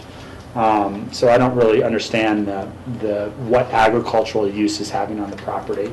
I think the proposal with this, by the look of the preliminary drawings, is that there's a potential to have horses there, which need hay through the winter and for time period and a place to store it. So I don't really understand that connection. Any other comments or questions? Alan? I kind of never made a presentation. Yeah. Go away. Anything you'd like to add?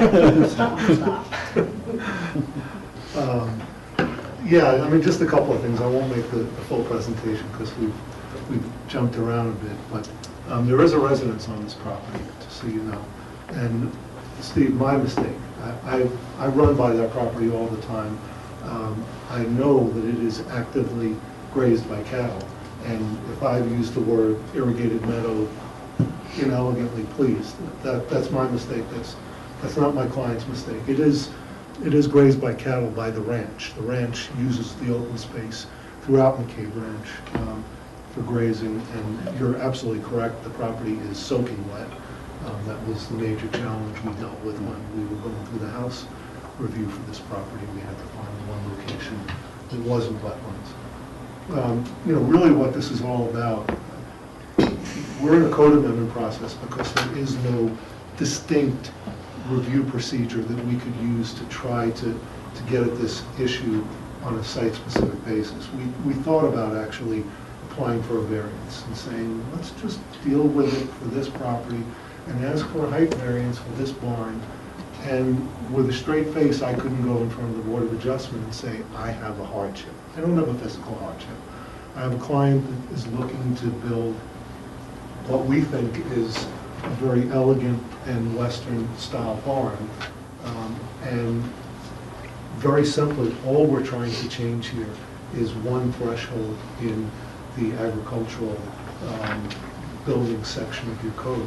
I think the reason that we haven't spoken to many of the issues that all of you have raised concerns about, Rachel's concerns about the way this is enforced and the way we ensure that the space is actually agricultural. The reason we haven't addressed those is we don't propose to change or touch any of that. We thought that your 2011 amendments really are working well, that they've allowed people to come forward with ag buildings on ag properties, and they're fine. We just found one threshold that we couldn't fit within, and my client essentially came to me and he said, this is the only thing that I can build. Where am I? Yeah, this is the only thing that I can build if I want a traditional looking building with a hayloft. Your 20-foot limit makes me do this, what he called squatty building. And he said, I'm not building that on my property. He's got a property that wouldn't fit. He said, I want to build a more elegant barn. That's the barn that I want to build. I've been inspired by Western barns. He's from the St. Louis area. He's a Midwestern, Western guy that is thrilled by that type of design. And this is what he wants to achieve on the property. This is the elevation of what we propose. To get there, he needs to get to 25 feet. And so we came up with a proposal that asked for just one change to the existing code. The only thing it affects is the place, the threshold, if you will, where you go from having the ability to do a 20-foot to the midpoint to 25 feet. Right now, that threshold hits at 20 acres, and we're suggesting it be dropped to 10 acres. Could it be dropped to 15 acres and still work? Of course. We have 17 acres is our situation here. We're really just trying to deal with that particular thing, but we understand that this has countywide implications, and going through the reviews with P&Z and with your Ag Committee, we're starting to see that people generally support this idea. People like the idea of the peak roof form being possible on the smaller lots, and that's all this is making possible, is just giving people the opportunity to create a traditional peaked roof form barn on a property of less than 20 acres. When we came forward, we tried to give the review committee, in particular the Ag Committee, the ability to say yes or no, that the barn that you're proposing does not look to us like it has agricultural uses associated with it. It doesn't look like it is deserving of the additional height, and we're not going to approve it. And we're still fine with going through that kind of review. We're very happy that the staff and the Planning Commission and the Ag Committee don't feel that review is necessary. But if you feel that there's some kind of site-specific review, we're more than happy to go forward with this. My client intends to build an agricultural barn. He knows he has to do a covenant on that barn. He's perfectly fine with it. The barn has been designed, Rob, just as you said, it's intended as a horse shelter with hay storage upstairs. That's what he's trying to accomplish. If the property is for sale, that's news to me. I know it was for sale at one point. It was my understanding it was taken off the market. My client lost his wife a few years ago. He's now got a new girlfriend and is happy as a clam, but I didn't realize the property still Well, for sale. maybe it was from previously. I know it was for sale at one point. I'll check on that, but I don't think it's for sale. I could be wrong. But the ad committee, when I met with them, and Suzanne wasn't able to make that meeting, so I kind of did that solo, and they were kind of uncomfortable with the idea of having some kind of an individual view. They said, you know, we think our function is to look at the insides of the building. We're supposed to look at the floor plan of the building and determine functionally, is this an ag building? Has it been designed to work as an ag building? And that's kind of, they said, that's what we do, and we do it well. We don't want to be a design review committee. And I said, okay, I hear what you're saying. So, you know, they seem to be a little bit uncomfortable about the idea of being the arbiter of whether the 5 feet was appropriate or not. But they like the idea, they certainly like the design that we proposed, and they like the idea of those kinds of barns being possible on 10 to 20 acre properties. We can take this to the other caucuses. We've been running this around to everybody so far, and so far we're getting positive response, and we'll do whatever you guys want in terms of making the community aware of this before it gets adopted, because we understand it's a countywide amendment, and it needs to work not just for this individual. So whatever you guys want us to do, we're happy to do that, to try and make this work for you. George, and then Sue. I understand in terms of where the ag committee's roles and responsibilities are, but I still like the idea of if this were to go forward, for those properties under 20 acres, 10 to 20 acres, to have a site review by staff. Is that, did I miss something? Is that going to be part of it regardless? That was what Alan had proposed. It is not what staff recommended. Rather than, we eliminated that step. And that's what Alan's saying, if you're more comfortable keeping that step in. But that was kind of the conversation that I'd had with Joanna, you know, just looking at the criteria under that review procedure, you know, and going, is there anything there that would give us the ability to say yes or no? You know, I think that was Joanna's very practical look at it, saying, you know, that's not what this language was intended for. When you're talking about size, you're getting more at how it's being used and that functioning. The height, you know, short of saying you can only have the height if it's for hay, you know, she was like, kind of like, I'm not sure how I'd get there. Yeah, I'm not suggesting that. I'm just thinking, you know, a 10-acre lot, 10 to 20, that's a fairly small lot per se in terms of where you might actually have building sites available, not only for the barn, but then for the house. And it seems that smaller properties, depending on where they're located in a particular neighborhood, may have a more impact on that neighborhood than perhaps on a large subdivision ranch. So maybe we need to say something like, if a property proposes to take advantage of this, they are no longer eligible for the exempt site plan provision. They will go through site plan review. I mean, I would be more comfortable with that. That way you make sure that that height is compatible with surrounding properties. Yeah, I'm hearing what you're saying. Is the proposal, just so I'm clear on that, that now we'd have a new section from 10 to 20 that would be required for, because it's not required in our existing code? I'm not So sure 10 how to exactly 20, the we height draft goes it. up, Right, yeah. but you have a review. But yeah, there is a site plan review, as Suzanne says. Yeah. But if your property is basically off the road and you're way beyond the setbacks with the barn, your code right now gives those properties an opportunity to be exempt from site plan review. There's really just 2 or 3 criteria. And what you're saying is, if any property that's going to take advantage of this additional height just isn't going to be eligible for that exemption. It's going through site plan review, and I think that's a reasonable thing to ask. We actually submitted a site plan review application for this barn. So we're not trying to get away with anything here. This is a barn that that wants to be built in this design.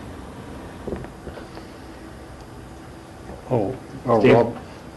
Suzanne, how do you measure the square footage of a barn? Is the hayloft added onto the square footage? It counts, it's same as other floor area calculations, so only if it's less than 5'6", I think, then it does not count, but otherwise it counts as floor area. And then on this design, there's also a little drive-through shed on the side. Does that count on the square footage? It's more than 8 feet overhang, it counts. And on a lot this size, they're allowed 1,160 square feet. Right. He's actually using some of his residential floor area.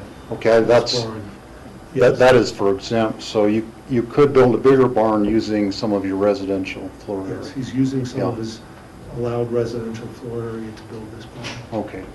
That's why I couldn't figure out how in 1,160 feet I'm with you. he could build that, but that explains. Yeah. Okay. Additional questions? Alan, anything more to add? No, thank you. Rachel? Would you accept the motion? Sure.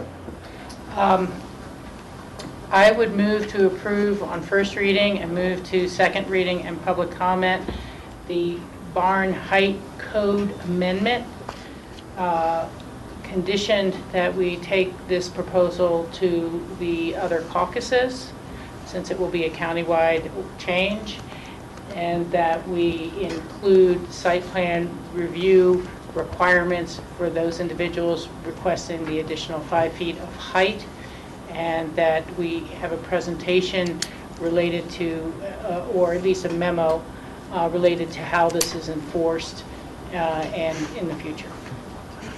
I'll second it. Michael?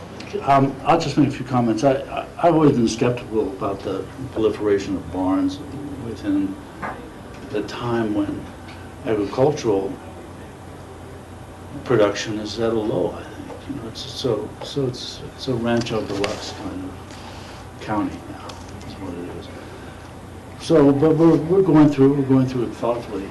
A couple of things that raised flags for me were, you know, the discussion about whether a property is for sale and whether that had some bearing on the application.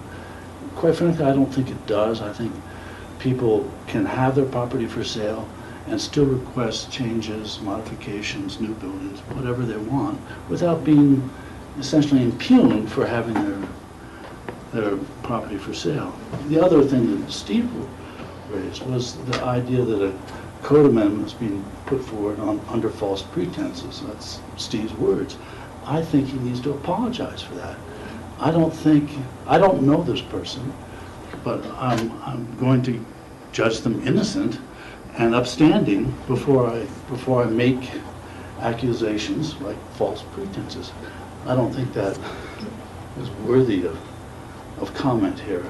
I just don't think we should do that to people without knowledge, and I think an apology is in order. So I think we have to be careful about how we treat people in front of us, and treat their motives. And if we know for certain that they're under false pretenses, I guess you can say that. In Steve's case, I don't think he knew for certain, he just asserted it. And the idea that somehow having your property for sale is some sort of crime, I just think we need to get that off the table and go forward in a rational, considerate way when we deal with our citizens. Steve? I think I should respond to that. I think Alan adequately explained to my satisfaction, you know, good answers to both of my points, and it wasn't the applicant who made that statement, it was just Alan and the way he wrote the thing about the. Yeah, it's my error on the. Yeah, it's not the applicant, and I didn't realize the property was not for sale anymore, but it had been, you know, fairly recently, so. And you may be right. Nonetheless, you still use the word false And pretenses. maybe that's And I not think true. an apology is you should offer an apology. If you don't want to, fine. But I will make note that you said false pretenses. It was brought forward under false pretenses. That upsets me.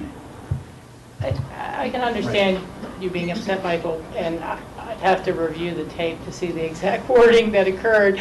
But I think he said, I kind of feel like. And I think that at our table, we're allowed to express our feelings on issues. And, you know, it may not have been as diplomatic, but I think that it was forthright. And I'll leave that, you know, to Steve's feelings and go on.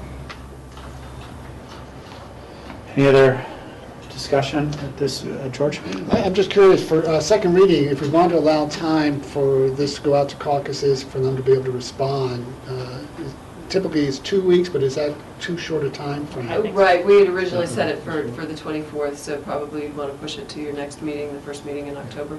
I think that would give us time to we'll just email it out to the caucuses, So I would amend my motion to move to this public hearing to be at our first regular meeting of October. Is that what you're saying? Yeah, I just don't know what date. It looks like it's the 8th. October 8th. And was there a second? I'll second that, or agree to that. And just as a footnote, I noticed the mail manager email today, the Redstone Caucus meeting may be coming up very soon, and you may be able to look on that agenda.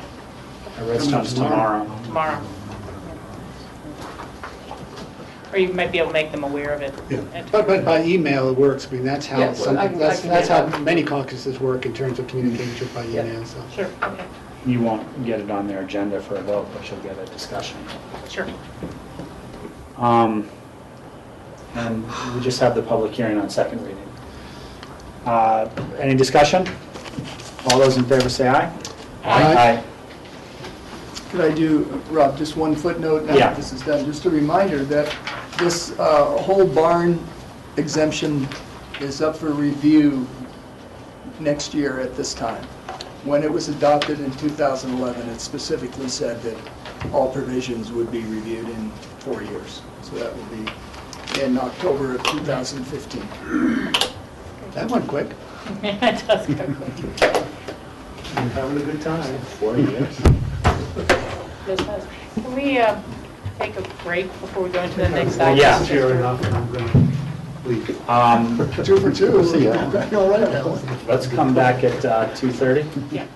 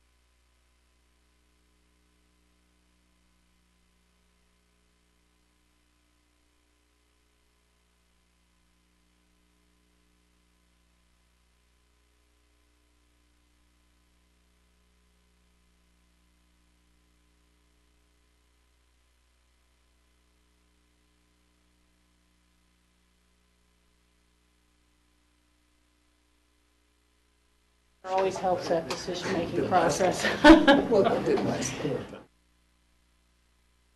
Everybody, we are in our land use actions. We've got two similar items.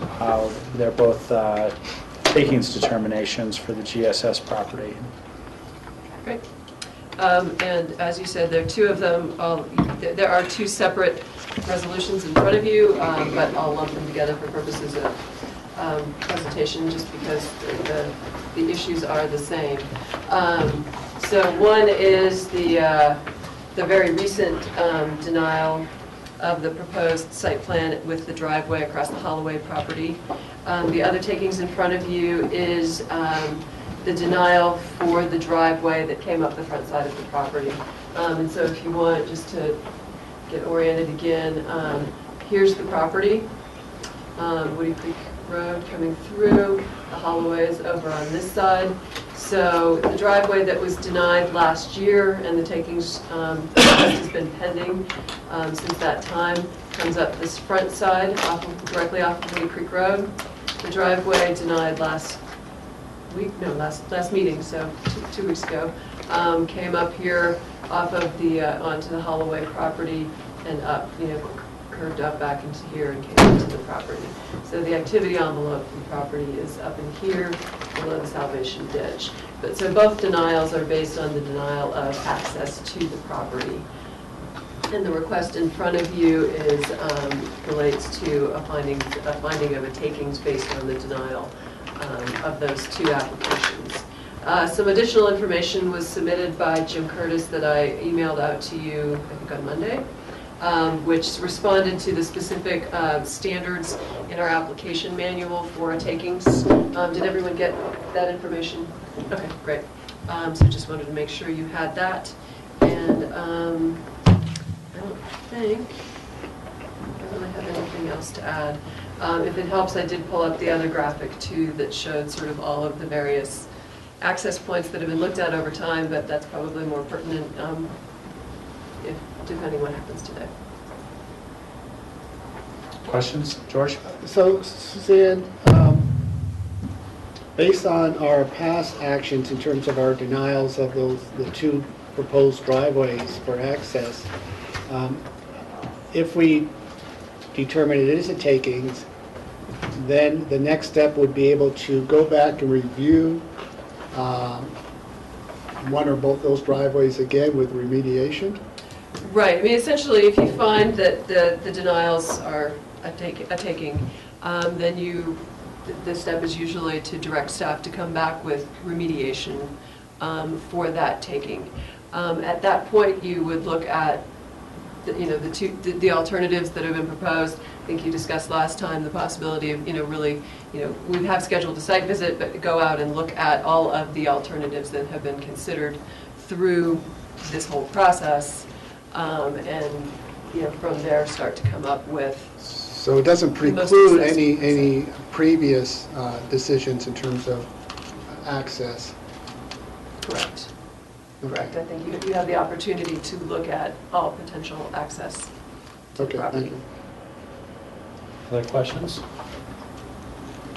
Jim, would you like to? Jim Curtis, representing the applicant. Probably the most important thing is don't be too tough on me today. Tomorrow's my birthday. Okay, let's get out of here in 15 minutes. I consider this basically a procedural question. I would request that you do have findings of takings on both of the proposals. We are scheduled for a site visit next Tuesday. Coming from that site visit, we will come back at a future meeting, look at what the options are, and try to figure out the best way to mitigate this situation, hopefully on a cooperative basis, and just figure out what hopefully can work for everybody. That's really, once again, I consider this primarily procedural. Yes, Rachel? Just to clarify, I think the site visit is the 23rd, so it'd be Tuesday after next. 2 weeks. Yeah. Oh, yeah. Good. I picked up more time. Okay. There you go. Suzanne, just a question for you. So just to refresh my memory on this, the one that we heard a couple of weeks ago was a takings based on the fact that the slope was not within our code's regulations. The previous one it had to do with the walls. It was right. At that point, you were looking at the activity envelope for that, the original driveway had been approved via a takings. Yeah. Then they had to come back for site plan review. So at site plan review, you denied it. It was more about the scenic impacts. It was the scenic the impact retaining of which walls there was and a the takings. cut and Yeah. everything. So yeah, it's slightly different. Yeah. So they were able to obtain grade with that design, but the retaining walls exceeded the code for aesthetic reasons. I guess I wouldn't put it in quite those words, Yeah. but I could pull up the actual findings we made, but I wouldn't say it exceeded the code for aesthetic. It was just that you found it was not consistent with the code. Okay. And there was language in the original takings remediation, regarding the visual impacts. So there was some language there that I think that was also part of the findings, that it hadn't been adequately addressed through the design too. Okay. And correct me if I'm wrong, but it also partially went that direction because of this Holloway easement as well.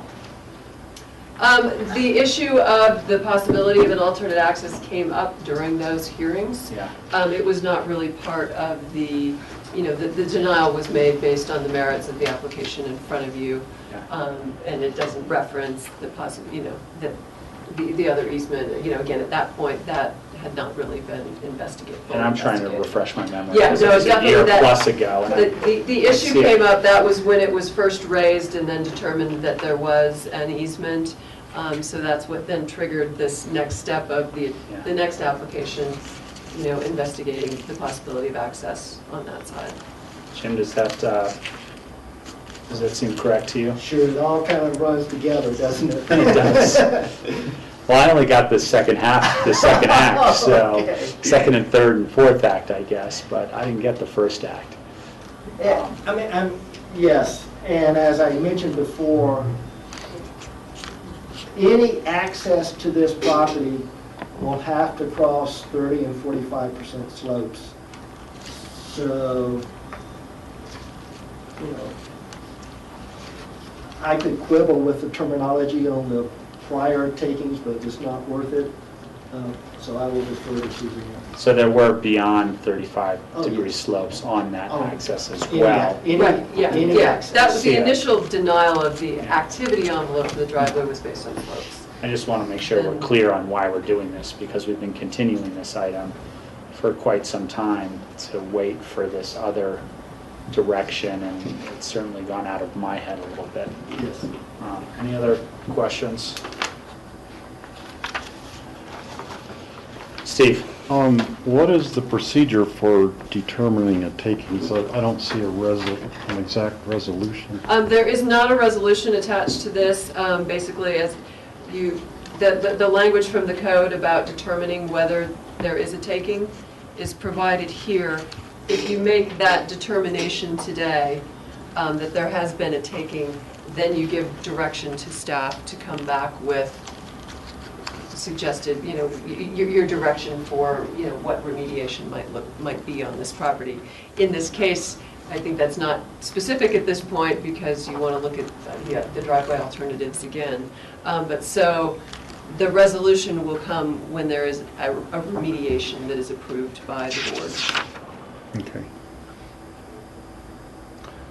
So, I'm sorry, but we have a resolution in our packet. Not a resolution related to finding a taking today? No. You have the prior denial resolution. Denial resolution. Yeah. Okay. So we would just have to move to say that it is our determination that this is a takings in both the instances. Correct. And then after we do the site visit, or at some point, then we would have a remediation type resolution. Right, and I think at this point, Jim and I thought we were looking probably at, late, the second meeting in October to come back to you. But that's probably an initial discussion on your part after the site visit of the various alternatives, which then probably provides further direction for us to actually come back with a resolution. Michael? I'd like to request an executive session for advice from our attorney. We traditionally honor that request if any member of the board makes it, and I would agree with that. Seconding it? Well, it's not really a motion, it's just a request. We need a motion, Yeah, and it would be motion to go. pursuant to CRS 24-64024B for attorney-client consultation.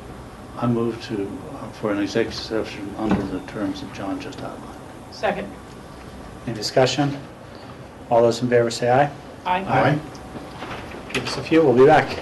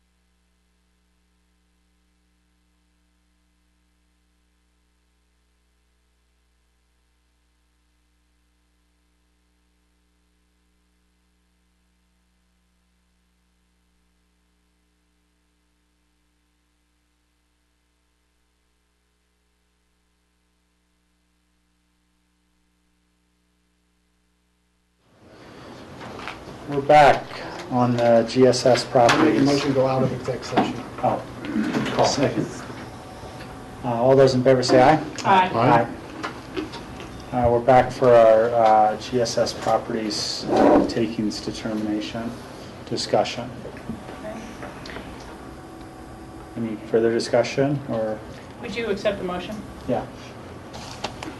I would move to find that there is a takings on the GSS Properties LLC Holloway driveway proposal. Second? Any discussion? All those in favor say aye. Aye. Aye. And the second item? I would make a motion finding that there is a takings on the GSS Properties LLC original application. Second? Any discussion? Is that language sufficient? Mhm. Okay. All those in favor say aye. Aye. Happy birthday. Thank you on that also. We're celebrating now. And I will continue to work with Suzanne and continue to have discussions with the Holloways, and I'm sure there's a solution to this. We just have to find it. Yeah. Okay, thank you. Thanks, Jim. Suzanne, when we do our site visit, I think it'd be great if we could either have comments or a representative from Colorado Parks and Wildlife there, because we're re-examining the gulch and other activities. Thank you.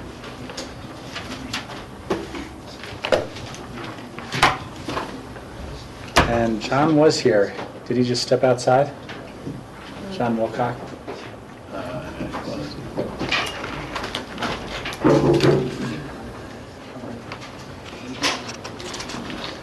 All yours.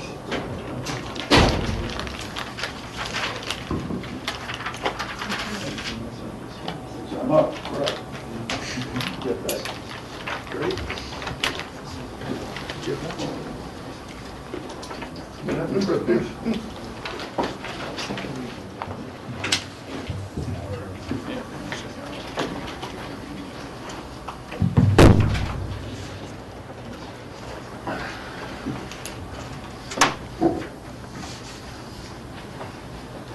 Okay, next is our Ashcroft Touring amendment to development permit. And Suzanne Wolf and John Wilcock are here too. At the last meeting, you dispensed of the 2 units and extended the deadline for construction of those units adjacent to the King Cabin to December 31st, 2015. Those permits are in process with us. The delay relates to getting water for them, and you agreed to extend that. So what is outstanding is the status of the 3-bedroom unit that was to be built adjacent to the Pine Creek Cookhouse. John has requested not to construct that unit and instead to pay the applicable housing impact fee.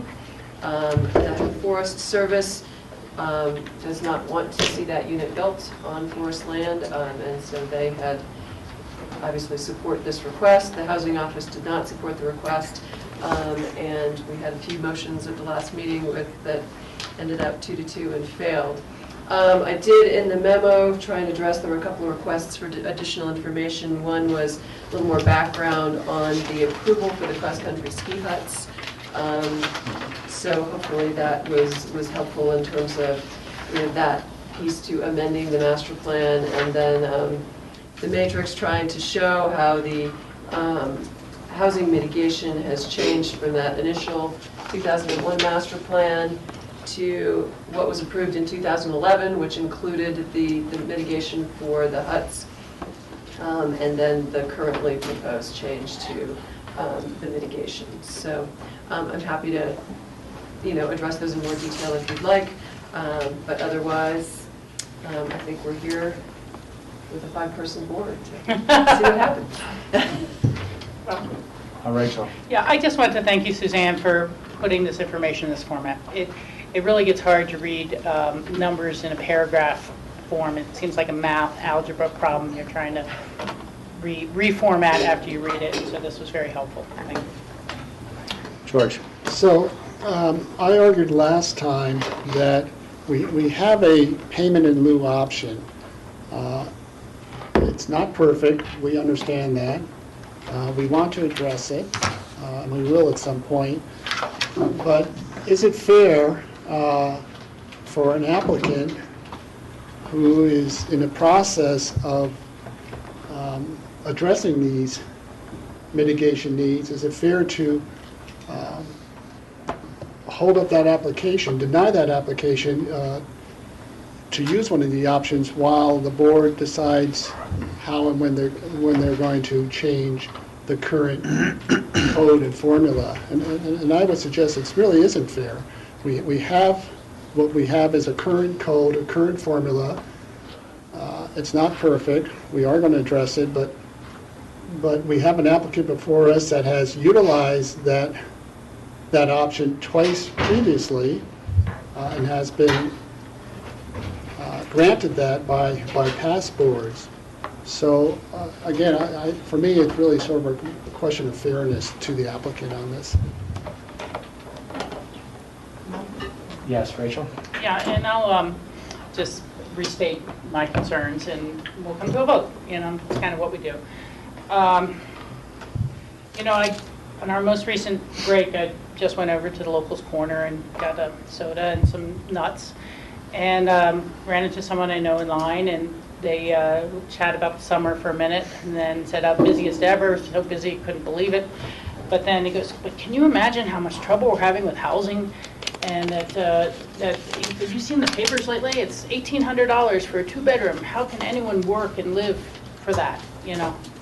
And I said, yeah, I know. I mean, we do have a housing crisis that ebbs and flows, and there's times when, perhaps it's mostly towards that lower end and not these higher category 4s and things like that.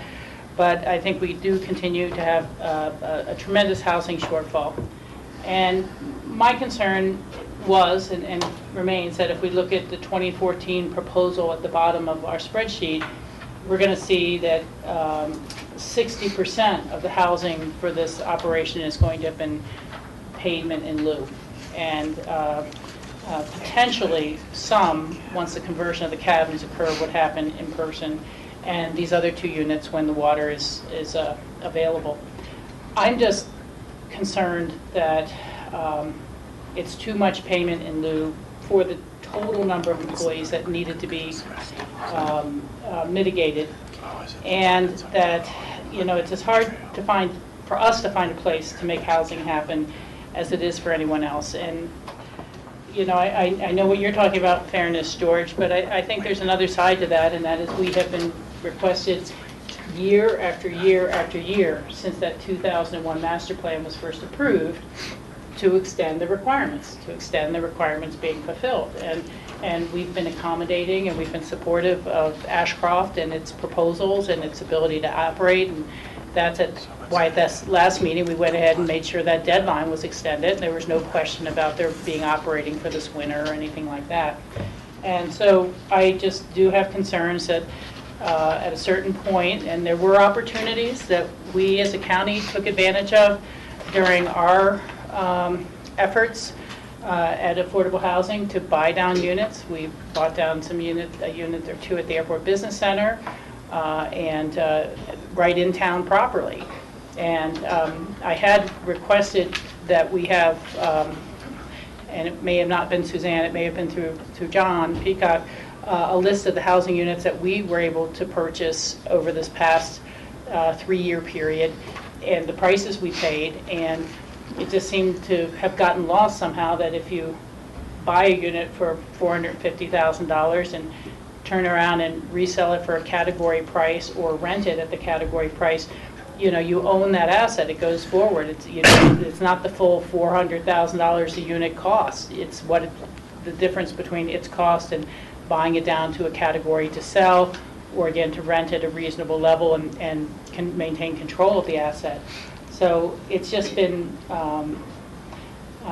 perhaps my frustration with not seeing the housing actually come to pass, why I was resistant at the last meeting and wanted to just delay this further. But, I do not mean any disrespect to John Wilcox, his family, Ashcroft, and I realize that they've run into their own obstacles dealing with Forest Service land and things like that. It just seems to have been, a long time coming to have gotten to this point, 13 years since the 2001 master plan, and clearly a lot of frustration with that. Steve? I've thought some about the 3-bedroom unit and the requirement for that, and under the previous situation, John was going to be required to build that on Forest Service land, and his equity in it would be on real shaky ground because it's on land owned by the Forest Service. And I think if he were required to get a 3-bedroom, either by building it or doing a buy down on a 3-bedroom one, he actually would have equity in it and it wouldn't be tied to Forest Service.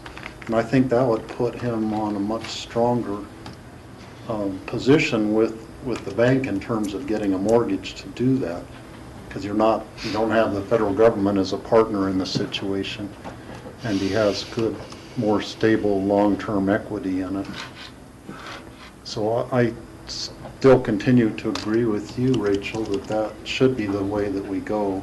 And we have two alternatives. We should pick one or the other today, so John then can go forward. And if I could follow up for just briefly, I think both last year and even possibly the year before, we had discussed, can't you just do something off-site? John was talking about doing something off-site, talking about the difficulty of the road, people driving it at night after a long shift or with icy and snowy conditions and so on. And, there always could be a modification to say, let me do 2 1-bedrooms instead of, or 1 bedroom in a studio, and you'd still get up to 3 employees based on how we calculate the occupancy of those units. I was just interested in the employee count number as opposed to the, does it have to go out and find a 3-bedroom? It's easy to hit the 3 employees because a 1-bedroom counts for 1.75 employees. And a studio, I think, is a less than that. I think 1.25. Yeah, and so a studio and a 1-bedroom would have fulfilled that requirement off-site. So it's just simply, again, it could have been any applicant that came forward. It's not about Ashcroft per se, as much as it is how long this has hung out there and a desire to see actual housing instead of payment in lieu. Michael? John, did you want to? Yes. I want to clarify a couple of things. Suzanne, you said I requested not to build the 3-bedroom. I want to clarify that that was not my request, not to build the 3-bedroom. And Rachel, you make it seem as if Ashcroft has done nothing for employee housing. And in review, we point out that we're going to be close to $2 million would have been spent for what we have built, what we have paid previously in cash, and what is committed for the 2 new cabins we propose to build in the forest. You also last time discounted our position with the banks. However, the reality is in today's world with the U.S. Forest Service permit, where the buildings are built on the forest, challenges are created, and paying the city rate, or that's really what you're asking us to do, versus the county rate is a game changer for banks. Steve, the bank thing sounds good, but I spoke to your real estate person the other day, and the Fresnel rates are city rates, not county rates, if we bought those. Indeed, restricting housing puts us in competition with Aspen private developments where enormous buildings are subsidizing these purchase prices. And by the way, the only 3 bedrooms in the market today between the Airport Business Center and Aspen are Hunter Creek, under $1 million are in Hunter Creek, and those are not allowed to be deed restricted. I haven't researched going and buying a parcel of land to build one on, but at one point, a number of years ago, I looked at the parcel directly across from the hospital. You remember that parcel there, right across from the hospital? It had a house on it, and I think Mr. Ireland was on the board at that time. I guess it was a city purchase, and they paid something like $600,000 or $700,000 for that site. So that was something we looked at as a perfect location for employee housing, snapped up by the city. Ashcroft is not a development project selling spec houses. Expensive lots or an old lodge converted to a mega single-family house that's now for sale for $89 million. Ashcroft is a small business operating part of the year in an important Aspen amenity, which we all agree on. Ashcroft maintains a free public access trail on Castle Creek Road, free avalanche safety trails across private property. The other trails in the forest require pass revenue and actually a restaurant subsidy to operate. Ashcroft Ski Touring competes with the county. We compete with you. You're a competitor of ours because you offer free trails. So what we charge for ski passes has to be kept low. Obviously, Ashcroft contributes sales tax money, use tax, property tax, and other revenue that supports the free trail system that we compete against. So the board should consider that AST Ashcroft did not create the situation where the Forest Service told us and the county they will not permit the previously approved 3-bedroom to be built in the forest. We spent funds designing this. We had the plans. I was going to bring you a copy of the plans, but I won't bore you with that. Engineering, I don't know how much money, but probably $20,000 or $30,000 to design and engineer that over the course of the last few years. And we wanted to build it. So we asked Rachel, and we asked to reconsider, and we asked Steve to reconsider, and now Michael to consider the recommendation of the Community Development Department and the other commissioners and allow us to pay the county cash in lieu. Considering AST has now undertaken the Arrival Center with our own funds because the banks did split after the last meeting, and 2 employee cabins that we plan to build, we request that the board agree with the county rate and to allow us to make that payment in a period of time that we can fund it. We need to give the priority to completing our ski shop for next winter, or we'll be out of business. The community will be out of an amenity, and our guests will be looking for a place to rent their skis. In conclusion, Rachel, this is important. If the cookhouse had not been destroyed by fire, you keep pointing back to 2000 approval. The restaurant burned down in 2003. We didn't rebuild under the approvals in 2000. I kept saying this to Jack Hatfield because the employee mitigation didn't make a business plan that made any sense to create a new restaurant. However, we had a restaurant that wasn't a proper facility as evidenced by the fact that it burned down. So in 2003, we proceeded to build a new restaurant because it burned down, not because we wanted to follow the approvals under the development plans. If we had, after it burned down, we could have recreated what we had without any mitigation whatsoever. In fact, my wife recommended that I do so, and I didn't follow her advice, which I regret now. We wouldn't have visited you guys all these years to talk about this issue if that had been the case, because, correct me if I'm wrong, there's no need for mitigation if you recreate a building that's been destroyed by fire. Isn't that correct? But on the other hand, what we created together by having these meetings and by talking about this is a new, and is being culminated now is a new arrival center. And these are my masters. If I don't build this arrival center and have it open by Christmas, I lose my permit. So I have to follow what they tell me to do, the Forest Service. At the same time, in the summer, the King Cabin will be utilized by the Aspen Historic Society as the arrival center for the historic ghost town of Ashcroft, a departure center for public access trails, including the Cathedral Lake and American Lake, and of course River Run and our trails. The result will be an improved recreation experience for locals and visitors in both the winter and summer on the National Forest. So I think, you know, some of these things have to be taken into consideration when you guys make your decision today. Thank you. George? Yeah, John, I usually regret when I don't take my wife's advice either. Thank you. This is a very unusual circumstance. Ashcroft is a unique animal. It's historic. As John has said, they are offering concessions that they don't necessarily have to. They offer amenities. And yet, not that long ago, we took payment in lieu on a private home down in Lower Woody Creek, if I recall correctly. Wasn't that correct? Payment in lieu for housing? Well, Was I mistaken? all new houses It was a in new Pitkin County it was new. over 5750 pay the in lieu fee. Yeah, so it was new. So we did that for a private individual because the option was, again, looking at housing on site, which we didn't think was appropriate because it was outside the urban area.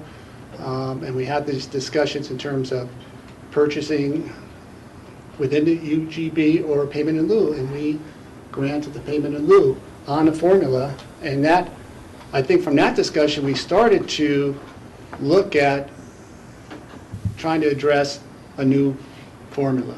But we haven't done that yet, and that was several years ago. So I would suggest that Ashcroft is a unique animal. It's a tremendous amenity for our community, for our guests, and it's got this historic context. And we have currently in our code a payment in lieu schedule. It's not what we want it to be, but in this case, I would ask that the board support this request and let Ashcroft move forward and continue to provide the great opportunities it has for our community.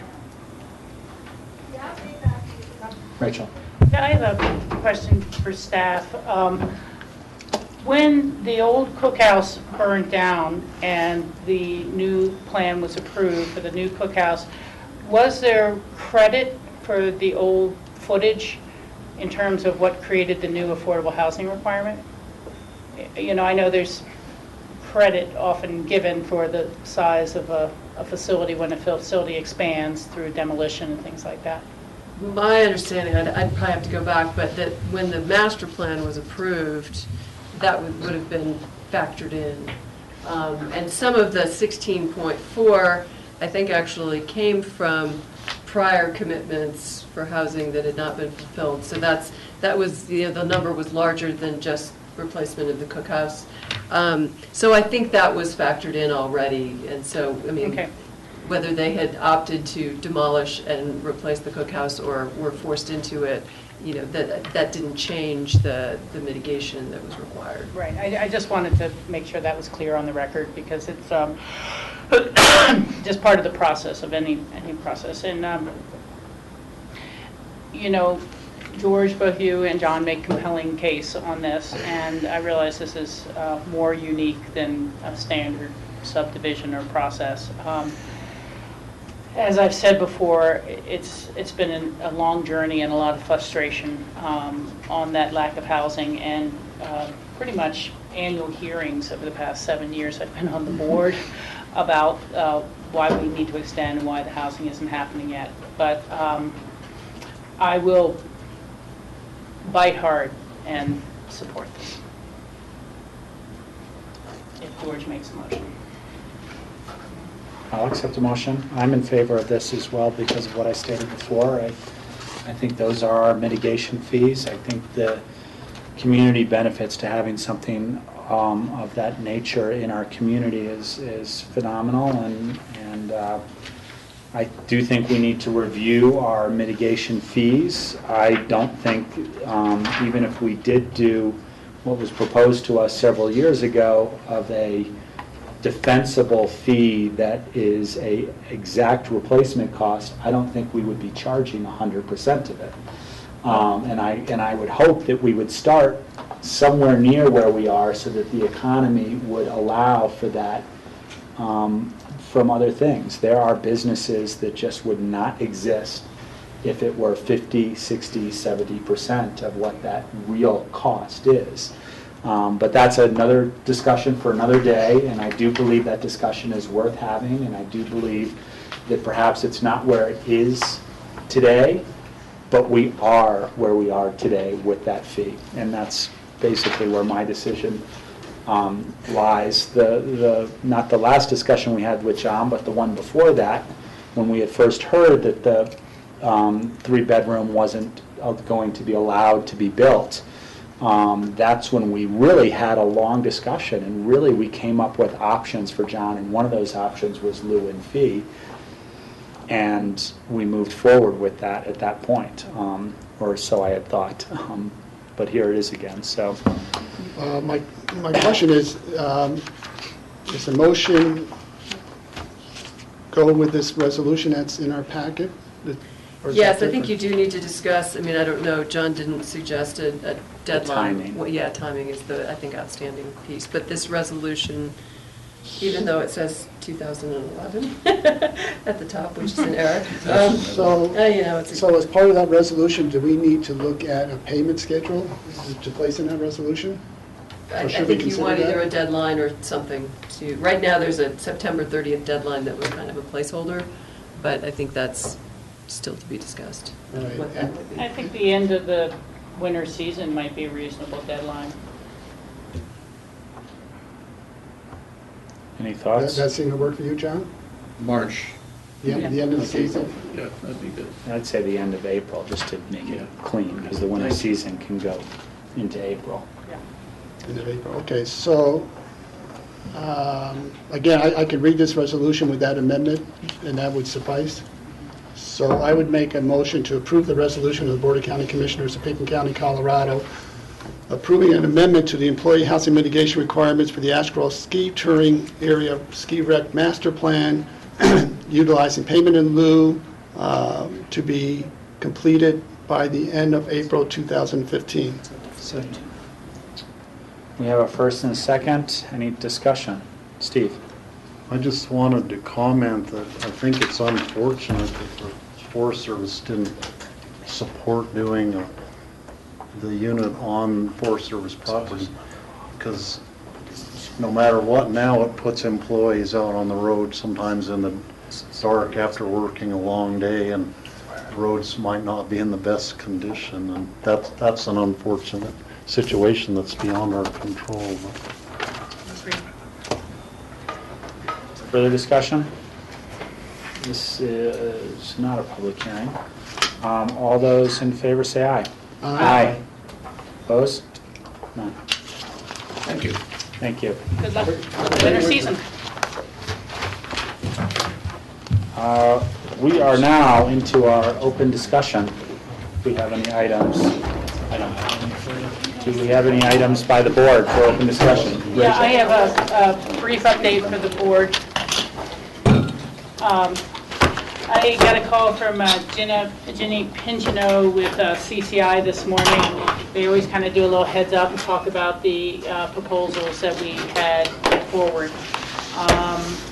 The fees, recapturing more of county costs, will probably go forward, particularly the restaurant one. The waste and septic might be a little more difficult, but other counties are very interested in the restaurant fee recovery. And Rachel, this is going forward for consideration.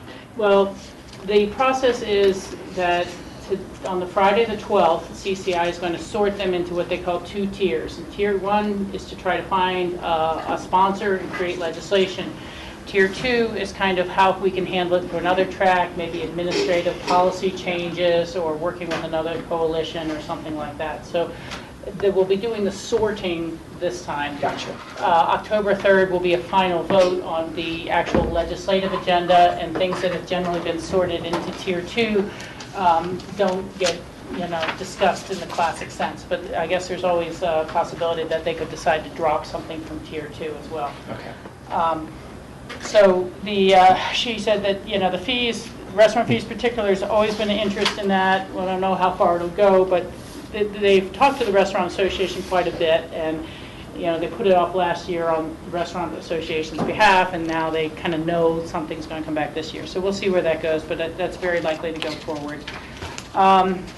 The renewable energy and energy efficiencies proposal, which we put out, was a little bit of a flyer, and it was to help shape a little more discussion. But she felt that while people might be polite about it here on the 12th, it would probably go down to a no vote because there's a clear fiscal note. And the challenge is that if you identify a revenue stream, then people will attack, why is it coming out of that revenue stream? We need that revenue stream for this.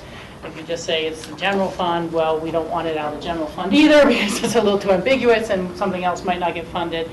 She also felt that there were underlying issues with a number of communities that were not politically aligned to believe that climate change was real, or were feeling that they were really under attack right now with the new EPA coal and clean air emission requirements that's come out, and it really wouldn't go anywhere. So, it's our decision or my decision or whatever to, formally pull that and say, no, thanks, we're just trying to get discussions started. I have to spend a little more time thinking about what would be the best approach on that, but it's not going to make it one way or the other. It really may be best for us to focus on one or two of these issues and see them really succeed. The community paramedics type of program that we've looked at, there's been a lot of work being done by a nonprofit group that is, was it Citizens for the Medically Underserved, yeah, or something like that. And they are doing a lot of work and a lot of research and trying to understand what would be the licensing and certification needs. Are there other avenues? As we were hearing with our Eagle County meeting last night, Eagle County is doing it under, quote, home health care. But Jenna talked about there was some sort of bill last year that was similar that died very quickly because there hadn't been enough pre-work done, and it kind of came out of the blue, and different organizations that may have a stake in the game would be worried that this would be unfair competition with them or something like that. There had not been enough work done initially with them. And so her thought was that the staff was going to recommend that this be put basically in tier 2 to try to accomplish it through a different approach as opposed to CCI carrying, finding a sponsor, and writing the legislation. She felt that the nonprofit group was going to be looking to introduce a bill and had much more of the expertise to introduce a bill this year. At that level, any bills, because there's hundreds that aren't CCI bills, are then evaluated by the CCI steering committees and choose to support, oppose, or stay neutral. And so I talked to her about saying, well, if we take this route, let's try to prepare the broader CCI commissioners group so that when this bill does come in, we don't oppose it, or we don't lead them down the merry path, and that we can offer that support after there's an actual bill. I mean, no one can make that commitment until they see the bill and read the bill and have heard from their constituents. But that seems to be the best approach to advance that going forward. And I did mention to Jenna that my concern was, as we talked with Eagle County a little bit last night, that if it's, if it ends up being a bill, create a task force to study and determine what is the correct licensing and certification, and then that committee doesn't complete their work till 2016, and then has to go on and on and on, that we would be disappointed. That would not be good if we could not actually start getting into this till 2018 or something like that. And so she was aware of those timeline type of concerns as well. So that seems to be where that one is. And what she also felt that the one we've been working on, broadband, and eliminating the bad Senate Bill 152, had some real life to it. And the Denver Post this weekend had a pro-con article, matching opinions on it in the newspaper on the perspective section. And there was a previous article on 152, maybe 2 or 3 weeks earlier in the Post. That was, you know, most people don't realize the Denver Public Library is violating state law by having broadband service that allows them to download at this level. So she felt that that could have some legs. We do know it will have uphill battles with some internet providers and things like that going forward, but that there just seemed to be a lot more awareness and a lot more interest. And while I didn't memorize the 2 pro-con articles, the one kind of listed these failed Wi-Fi systems that governments tried to set up for their broader public and didn't have an income model and things like that, and then they failed. And you know, as we all know, that's not what we're interested in doing. We're interested in being able to partner with private sector companies to provide this, whether we offer them some subsidy or whatever. So I think it was a little bit of a straw dog that they had set up, that you know, the city of Alameda spent $150 million and look, it failed. And you know, cities, you know, and not rural communities dealing with these total lack of access and service providers.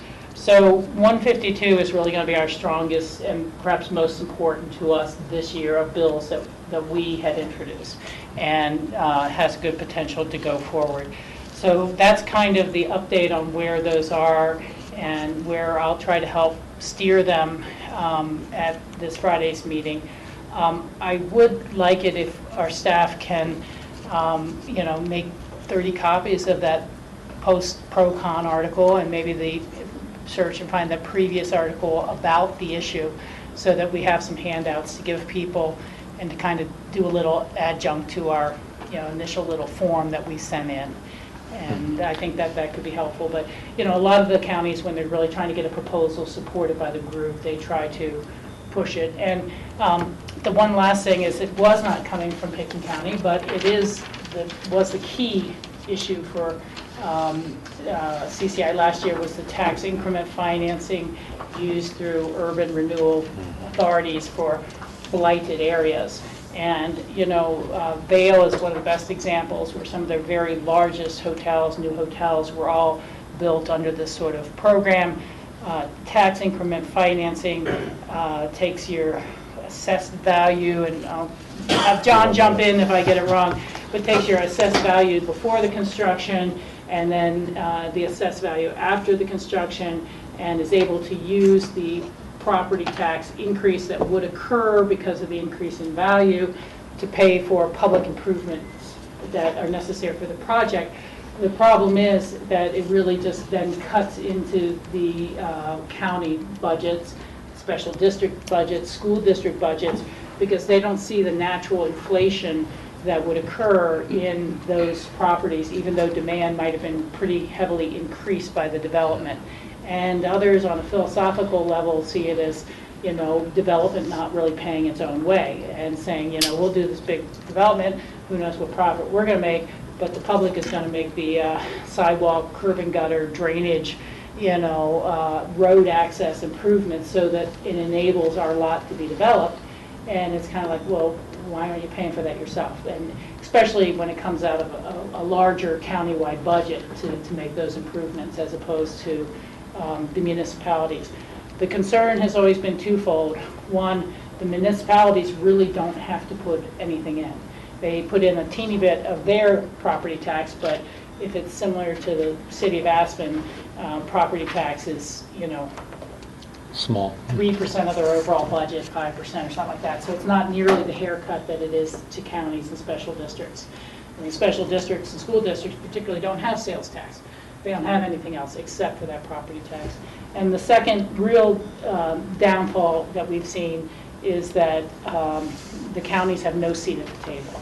So whether, you know, the deal gets struck, negotiated, packaged, sold, and bonded, and it affects county budgets, but we have no seat at the table to question any of it. And there's been a strong feeling that if municipalities had to put more in out of their own budget, they would have a more skeptical eye to the project. They would be looking at the numbers a little more carefully about what they need to put in or not.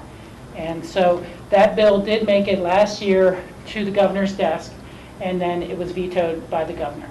And we haven't seen quite as much activity where it's eaten into our budget here, but there's likelihoods that Snowmass Village, Related, Westpac, when they go to do the rest of their development, are going to be asking that tax increment financing being used. And so this has, again, an ability to really push more recipients of county services on lower income jobs into, county administration, more kids in the school district, more issues, but no more money following the increased demand. So that's going to be CCI's primary bill this year, and we'll be in the background on that, but it may be of interest and benefit to us in the long term.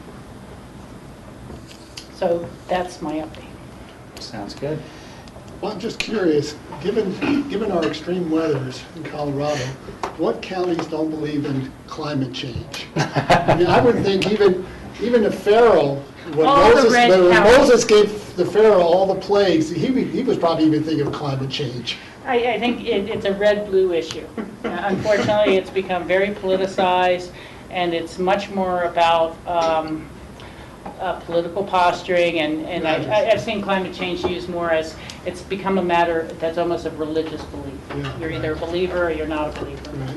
Also, I also think it's a political thing for politicians. Oh, yeah. I think most, or a lot of Republicans that I talk to that are, no, but higher, politicians that are higher up and doing, getting big constituents of factions of group, whether it be energy groups or environmental groups. And it's really unfortunate that they do that. And there's more than one issue, not just climate change, that both blue and red do that too. Yeah, it also has a lot to do with campaign contributions at this point. Well, that's what I mean. They need hundreds of thousands of dollars to run for office, and they need to say those things to get it. And unfortunately, it happens on both sides of the aisle with various issues. Also, it has a lot to do, you get a lot more feedback from counties that have fossil fuel extraction as one of their major industries, if they have coal or oil or natural gas, and also those that are under tri-state and were affected by or feel like they're really heavily impacted by the Senate Bill 252, the renewable energy standards thing. To them, that's what they really are protesting against, and maybe they will just talk about the climate change thing just to have another argument. But whether they actually believe that or not, that's what their problem is the Senate Bill 252.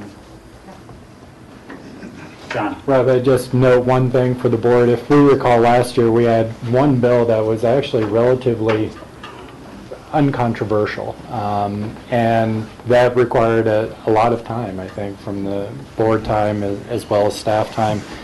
If we do end up getting 2 or 4 issues going, I think we always anticipate that we have a number, and we're hoping one will stick. If we do have 2, these are 2 relatively more complex issues, innovating on probably more complex both sets of entities that will support and oppose. So we'll just have to pay attention to, frankly, the peanut butter getting spread pretty thin as we move forward.